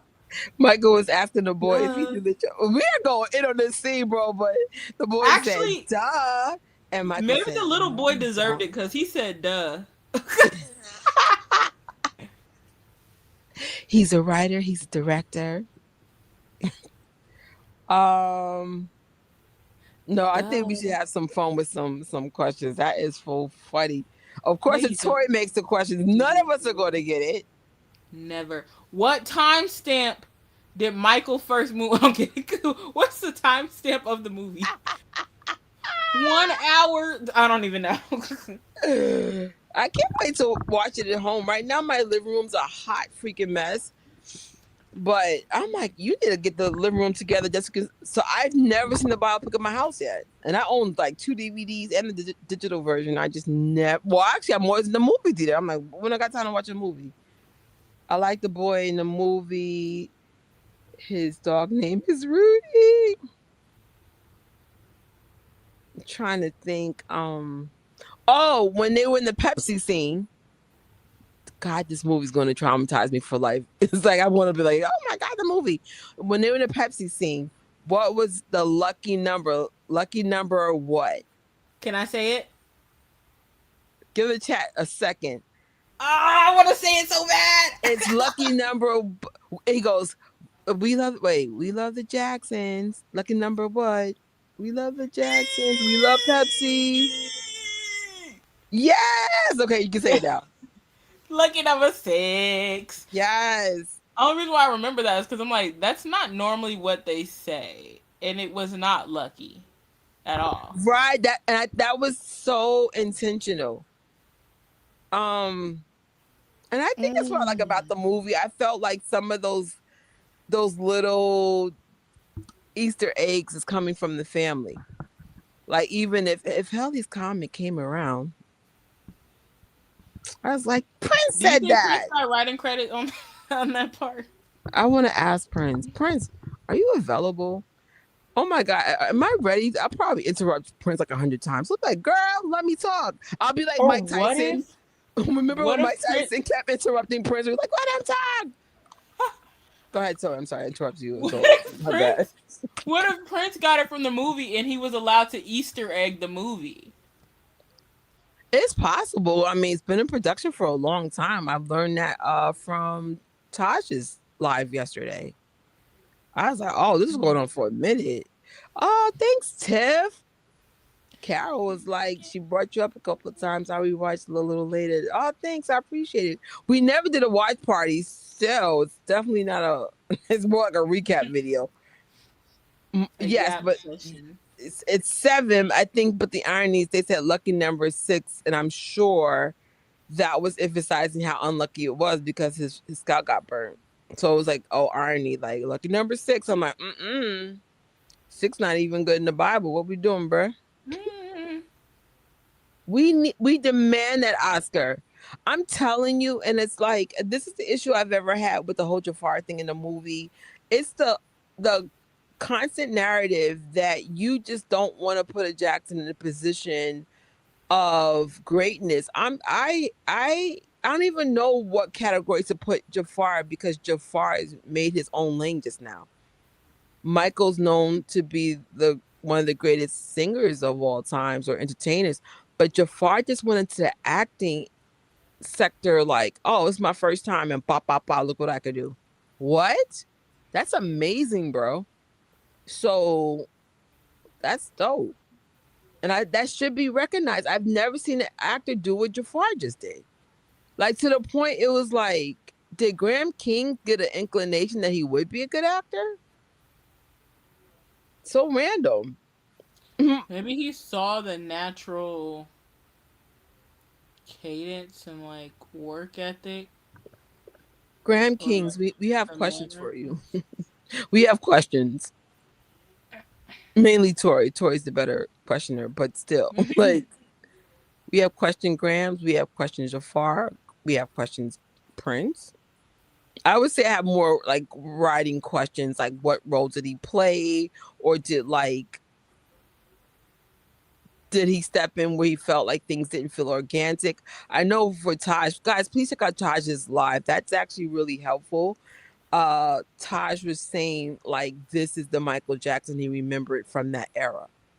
Um, yeah, I have an idea what Taj age was when Michael was in the 80s, and I'm like, oh yeah, Taj definitely remembers stuff. Like he's young but old enough to remember things. Do you guys know how many fingers? What? No, do you guys know how many fingers he put tapes on? That's a good question. I'm not. See, now you're pulling a Tori. Don't you Tori me what? Tori will make a hard question in a second. Oh, it was Oh three shoot, fingers, and it was the pointer finger, ring finger, and pinky finger. I'm done. Hey, wait, now I have to verify. I hope he gets nominated and wins. Yes, yes. But if he doesn't win, I wouldn't be out enraged or call it rigged. There are so many great actors, but nominations is a must. That is a great statement. I agree. Like if he's not nominated or not whatever, but we have to wait till the whole movie year finishes because I still need to see the Black Sheep Detective. A lot of people say I need to see that one to be, part of the conversation of things that might get stuff. But I think I saw most of the ones they're getting buzz. But my issue is I feel, just my opinion, they're kind of trying to snub Jafar, my opinion. And I'm like, we're not even in award season yet, and I feel the snubberation starting already. Because like somebody did say something on the lines of first nobody was even acknowledging that the biopic was going to get a billion. I'm like, what are you talking about? They're going to get a billion. And then when it got a billion, then people were like, oh, I knew it was going to get a billion. No, you didn't, but sit down, whatever. And then they were just like, oh yeah, definitely Odyssey, more likely Spider-Man. I'm like, but you're not going to acknowledge Michael? What are you talking about? That was shade. I thought it was obvious. Probably really soon that he was going to get the billion based on the crowd reaction. I was like, people were straight out having concerts in the theater. What are we talking about? And when I mean people under the age of 20, 25. What are you talking about? Whatever. It's nothing like shade. Have you seen the Whitney Houston movie? No, not at all. Um, he put tape on 3 and 7 left. You see, Mm-hmm. Tori is real one always. Aw. That was a tragic story altogether between Whitney and the daughter. And that's cray cray. But what was the daughter's name? Bo- what was and Bobby's daughter's name? Barbie Christina. Got you. I was leaning towards Bobby, but I felt like she had a feminine name in there. Good, good. So we're gonna try to have real, like, legit questions. I think that would be fun. I'm gonna make Tori do some questions, so she's clearly gonna shake y'all up. I'm telling you right now, she gonna make it hard. I can already feel it. I have to because people know too much. The first time I thought I was like, these are too easy, and then I guess I got canceled. No, Tori, like, I was like, what? Like, every time I do a Tori question, I'm like, you know what? At least I'm gonna learn something today. You remind me of my Bible. Like, I have the pastor's wife. She'll have quizzes on the Bible and stuff, and she'll be like, "This is easy," and I'll be like, "No, it's not. No, it's not." Like, she'll be like, "What verse?" And I'm like, "Ma'am, I don't know scripture like that. Like, what are we doing?" What year was the racket that he entered the beginning of the? Wow. Yeah, Child, George. What about Baby Boy and Tori going like? I don't even know. I'm gonna Wow. guess 1993 or I don't know, 1987. I have no idea. Um, That's crazy. Look at him. He's like, no. I don't know. We're definitely going to make it more biopic related or Prince Jackson or Jafar. Maybe we'll mix it up with like a little bit to everything. I know a question I'm asking for Prince. A lot of you guys will not know that. Oh, actually, you might. Who knows? Take a wild guess. 1958. I don't know. Oh my God. Okay, I'm officially rubbing my belly like I'm about to go to sleep. I don't know who else rubs their belly before I go to sleep, but I do. Um, yes. Tori 2.0. I don't know that. I have no idea. 2040. Oh, I think I 2040. remember hearing that. And then somebody was trying to make a connection saying that Michael Jackson, oh, 2024. 2045. But I forgot the connection the fan made. There's a theory behind that. When I say TikTok be going down the rabbit holes, whoa. I won't even say it on loud. I'll just leave it on TikTok. Oh no, okay, it was right. All right. 2040. What year? 2040. Bad tour if I had to guess. 80s, 88? 87. It's 87? Yeah. No, Well, no, you were right. According to him, no, you were right, lovely. Yes, 2040. You were right. to 87. me, Bad Tour in 87 was like different from the Bad Tour in like 88, 89. Cause like he didn't have the album out yet, so he couldn't do the full stuff. But it kind of felt like a Jackson's concert. I liked it. Like You gotta watch the Yokohama show. It's really good. I know. I only watched like one. Well, actually, I lied. I've seen more concerts, but I don't study concerts the way like Joey does. Um, yo, I feel like that could definitely something we can talk about more. For the next live. Mm-hmm. Good for him. Good for him. So I'm like, clearly he could act. Like really, like I don't even know the. I feel like we need to make up a new terminology. Like he doesn't act, he embodies, and that's a whole different level of acting. That's crazy. No, we didn't see it, but Prince is super humble. Like, so this is so funny. Prince is one of the reasons why I'm scaling down because I was just like, I don't know. I'm starting to figure out me a lot more and the reasons why I do stuff and a lot of like I can only speak for myself, but a lot of things I do is just like for all the wrong reasons, and then it puts you in debt. And then like I'm still in awe like how cluttered this apartment is right now.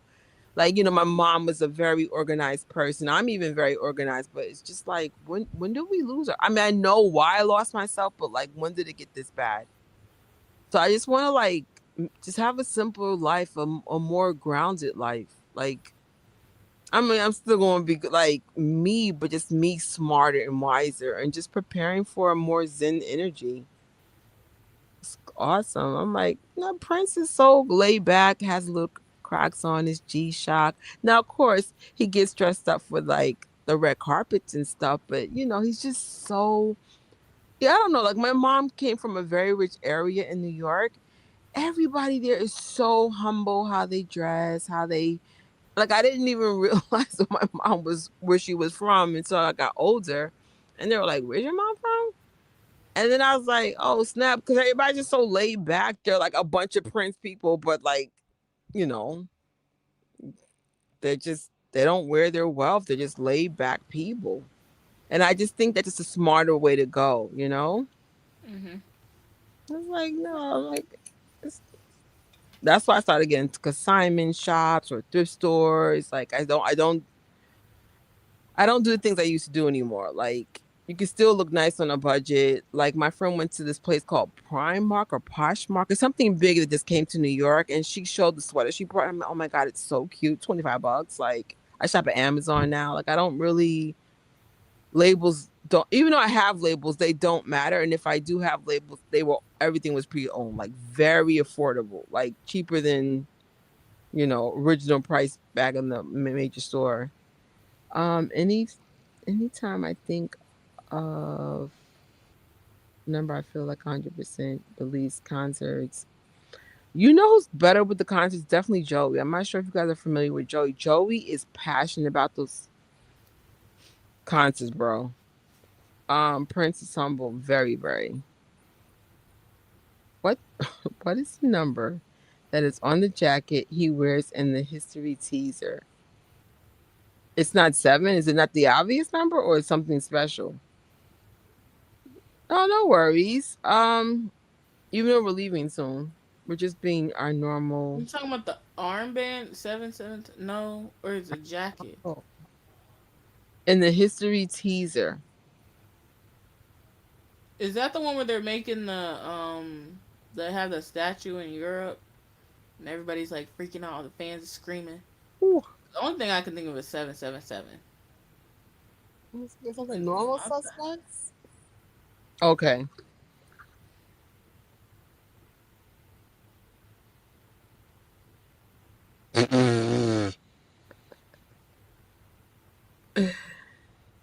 um. Wow. Yeah, yeah. So we got some concert people in here. That's cool. All right, Tori. I think it's ready to wrap this up at almost 3 hours for a watch party that we never even saw. Lord. Next week, Lord willing. Michael was born in 1958. My parents still lived in Buffalo. A few months later, my mom got pregnant with me. Aww. And I came in June and we moved in California. I was 4 months old.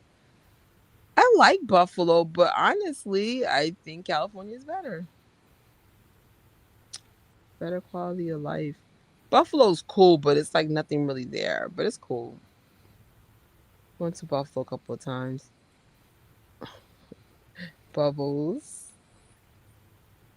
He always signed 1998 when he signed autographs. I watched every damn MJ concert that's available on the internet, even in terrible quality. I hope they do the Victory Tour over, restore it fully. No, they need to give us the Triumph tour. I was Well, so sad the way they restore them glossed over all. Triumph era. Oh my gosh. Honestly, they need to restore them all, every single one of them. And then, like, But we'll buy it. they could start with Victory Tour because they already have the footage upgraded. Like, why not start Hmm. there? Hey y'all.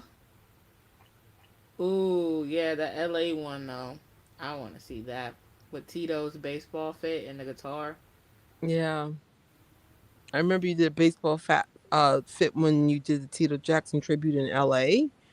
And then I remember Taj brought that up in the live yesterday about how his dad taught him, like, there's certain principles in baseball that applies to him now, like working with a team. And I was like, good analogy. Ooh, I don't know if they still have them, but when I saw the Jacksons in May, they had these. They sold out like literally. I was like, I'm gonna wait to the end to get merch. Those people cleared that merch table out, but they had these blue baseball jerseys, and it had Jackson 5, like J5, I think, or Jackson 5 on the back, and it had a heart, like it was like patches. And Hmm. then I went up there at the end, and I'm like, is there any baseball jerseys left? And Lenny, who works for him, was like, "Oh yeah, we have this size left. That we have only have one in this size left, and it happened to be this exact size I needed." I was like, "Hold it for me!" Oh my gosh, I gotta show it. It's so nice. Oh snap! This person has the jersey. Okay, so yes, that blue one with the red heart, that one was selling out like crazy.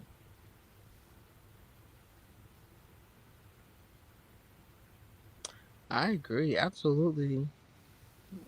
Especially like with the resurgence of Michael and the Jacksons legacy. Like, duh. Duh.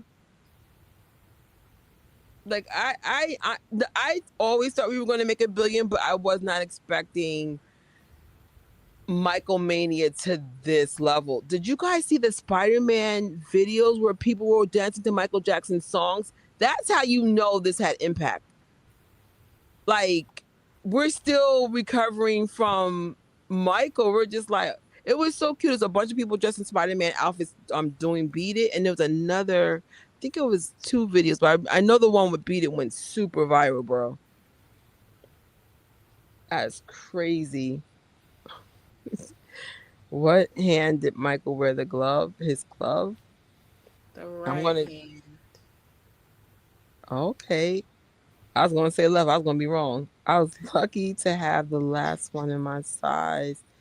So They did were Tori. meant for us. Tori, you should twin one day. I need to find an excuse to wear somewhere for real. I'll do it. Oh my god. It wouldn't be so cool if we got to see each other like either Vegas or I would say King of Popcorn, but that thing sold out so fast last year. Even if I said, "Oh, let's meet up here," I'd be like, "Child, child." Like, what just happened? Y'all better join that 777 club with Hill Los Angeles so you can get those links early. We still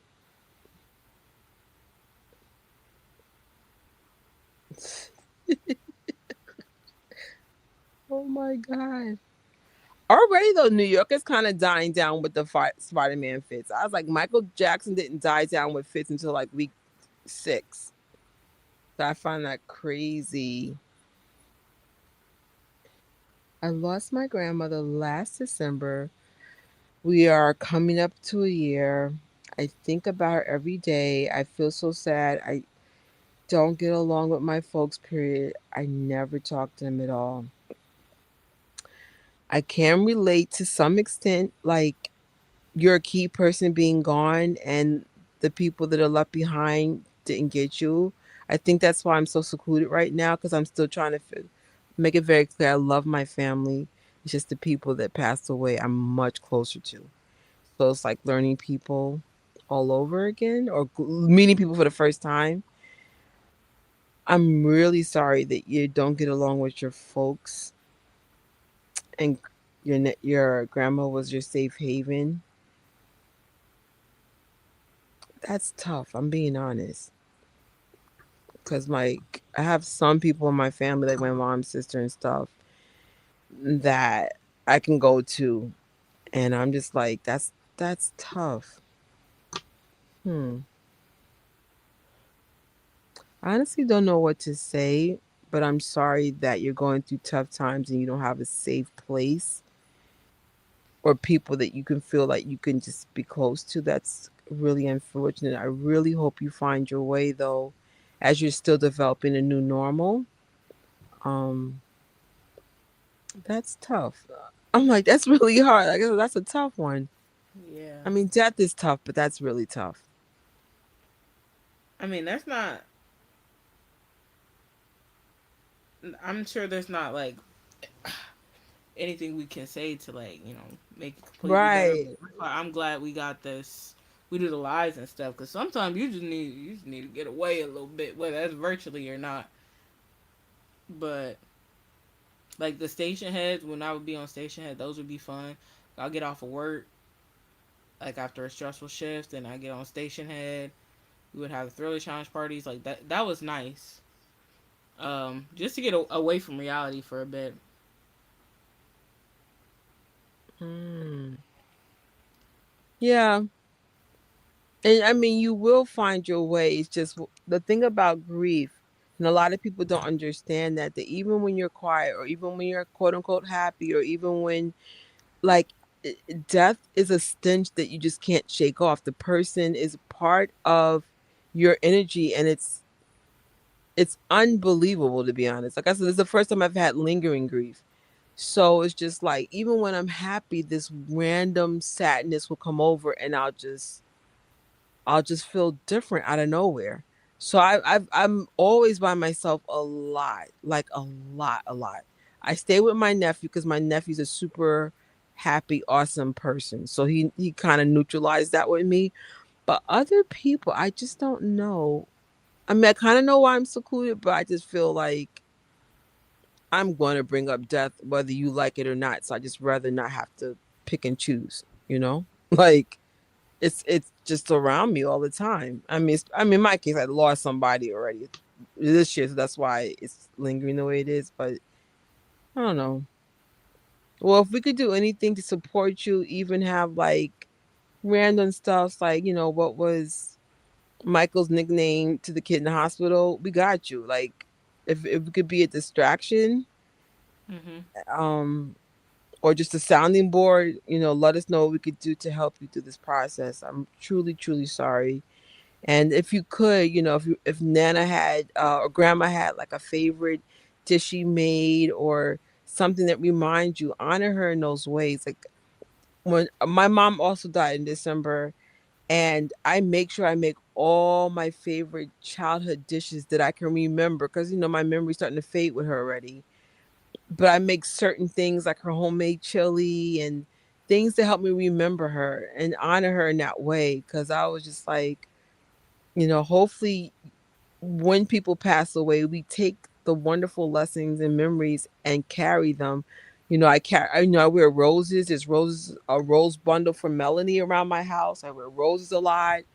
Um, there's certain people like they have a more lingering impact in a good way, and so little things. I wear my mom's sundress from time to time. She had this beautiful sundress, and I'm like, oh my god, I just love wearing anything from my mom in general. So try to honor your grandma and you know keep healing one day at a time. It takes a while to get over things like that. Forget Spider-Man, uneducated people in small villages and they're vibing and dancing to MJ songs. That's the level of popularity no human could reach. Yeah, I would say the biopic had more reach and more impact than anything that came out in 2026. So the Nobel Rewards are going to tell us anything that, you know what I'm saying? It's like, okay, great, great, great, great. But what impact did a lot of these movies are going to have this year? Nothing like the biopic. And again, no bias, no glazed donuts. I'm just being honest. It's hard not to have parents anymore. I lost my cousins and friends. It gets worse as we get older. I know. I think that's why I'm trying my best, Carol, to like not crumble because I notice as I'm getting older, there's more death around me because the people around me are getting older. So that's why I was like, I am so proud of myself for not crumbling. Like, did y'all see me in sweatsuits or not at all? Sure. But I still made it to the biopic. I was like, even if you just saw a piece of me, you knew I was there. People are literally learning English just to understand and sing the songs like cat. See on then. I am so done.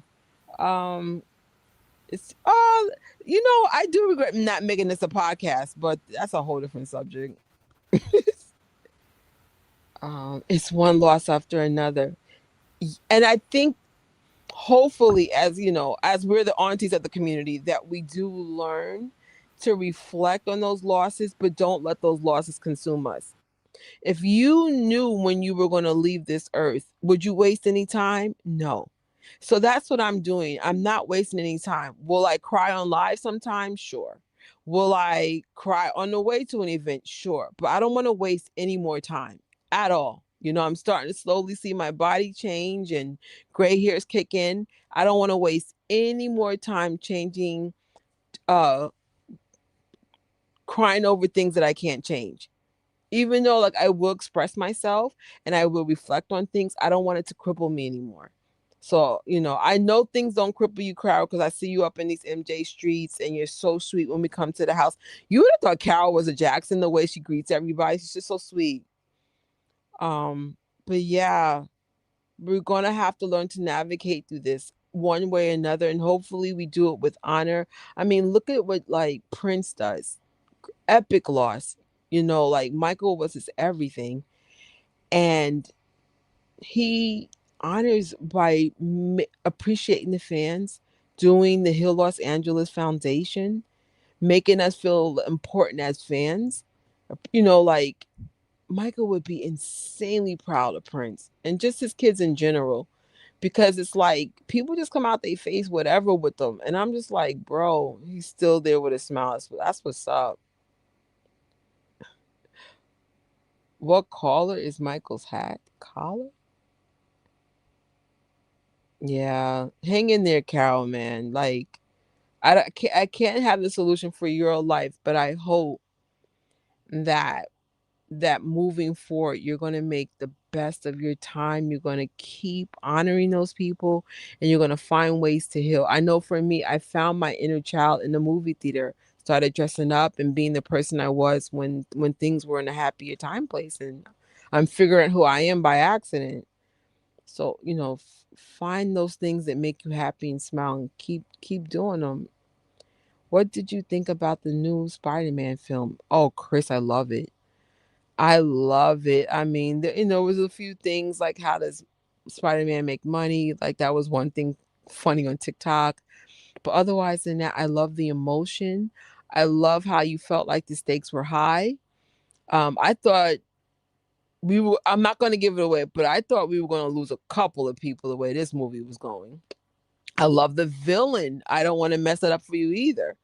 The villain was villaining. Technically there's two villains. It was just awesome. I'm going to see it again this weekend in IMAX for the fourth time.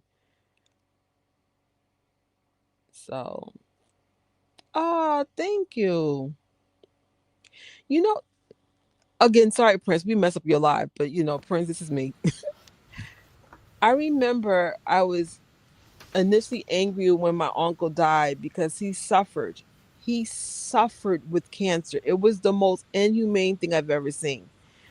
And I said, God, why would you make me see this man suffer for 10 months and you took him anyway?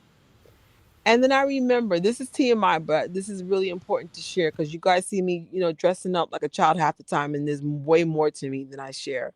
I remember I was insanely suicidal when my boyfriend died, like insanely. Like I saw myself hurting myself and leaving. And I remember when I would see my uncle, I would complain about my customer service job. He's from customer service too. And he goes, oh, I miss my job. I miss my customers.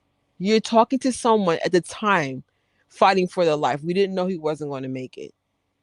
And then he would make me have perspective. Like I complained about the job that he wished he had the ability to just walk out the bed. And then, there was times I would say something else and he goes, oh, I miss.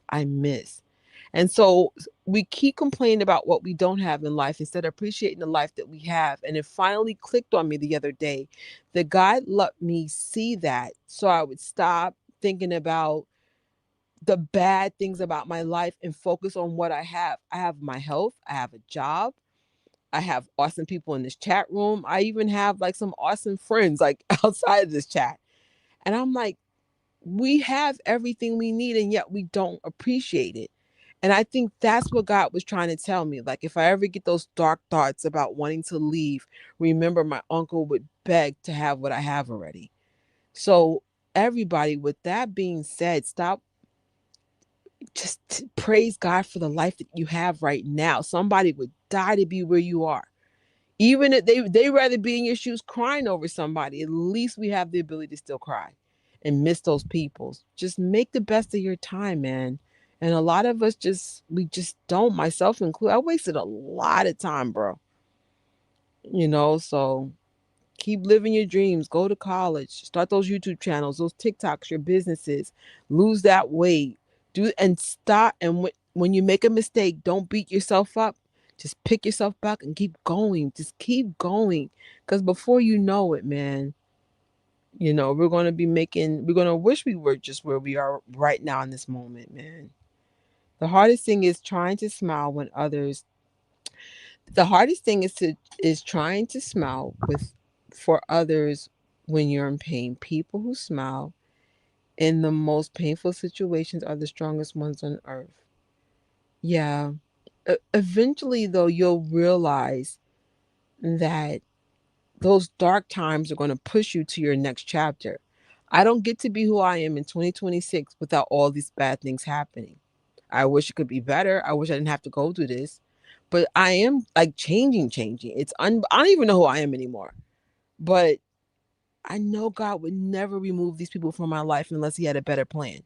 Like, would Prince be who he is if Michael was still alive? I don't know. We don't know. I think Prince is not only a beautiful person, but there's more to come from him. And and I'm sure he goes through what we're all talking about right now in this chat. It's just he chose to wear a badge of happiness. And I'm sure at home it might be different, but at least he pushes in a way that's inspiring. 3T's Power of Love was the beginning of my healing. Met wonderful people for oh, you're one of them. Thank you. Hey Trish, tuning in while getting ready for work. Good morning, Jackson girl. Good morning. Not unless you just work an early shift, because I think I know who this is, which means you're in my time zone. But thanks. Um, it is hard, but it's making me so strong. And when everybody else goes through what I go through, I know what not to say at least, and just listen. I'm still getting stronger. That's what's up. One day at a time. Go at your own pace. Um, what's the song on Thriller that MJ didn't like and wanted to replace it with another one? Is it Baby Be Mine? I don't know. I know he wasn't a fan of Baby Be Mine, even though the internet's going nuts about it right now. I was just saying to myself, I thank him every day for all that I have, even though life can be frustrating. Exactly. Exactly. life is so hard, but at least God gave us another day to make the best out of it. Just coming to peep and say hello, love you, have a good night. Good night, Brit. So we already have everything. We don't know it yet. And some of us do know it, and this is why things are starting to align with us better. My mom used to say, one day at a time.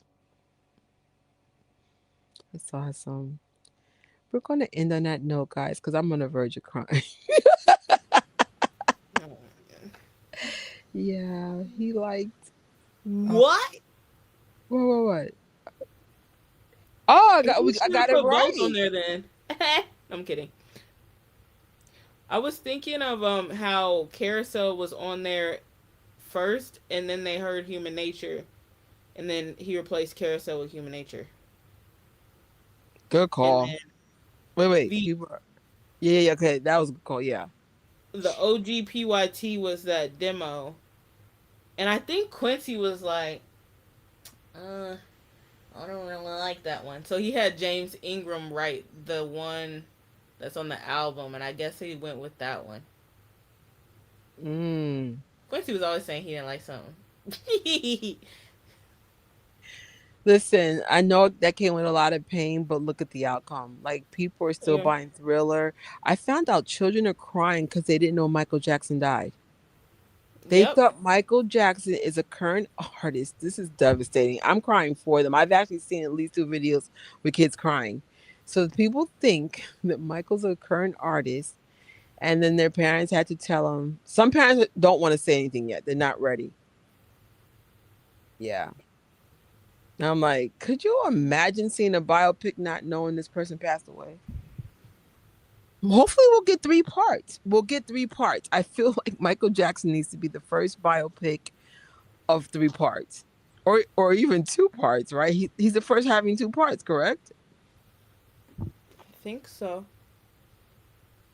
I feel like Michael biopic actually created a new genre of movies, because I'm like, this is different. So I don't know. I want to go to bed. I actually think I have a meeting tomorrow. It's not early, but I still gotta get early-ish. Um, I have seen some of those. Yeah, these poor kids think Michael's alive. I'm like, this is devastating. Oh my God. See you guys soon. Thank you, Carol, for the super chat. Thank you guys for all the comments, the likes. Right? Please like it, because that helps. It helps Trisha pay bills. And share. And we guys, we'll see you. Oh wait, there's one more. High Street is way better than Baby B. Ooh, are you trying to irritate me? Just kidding.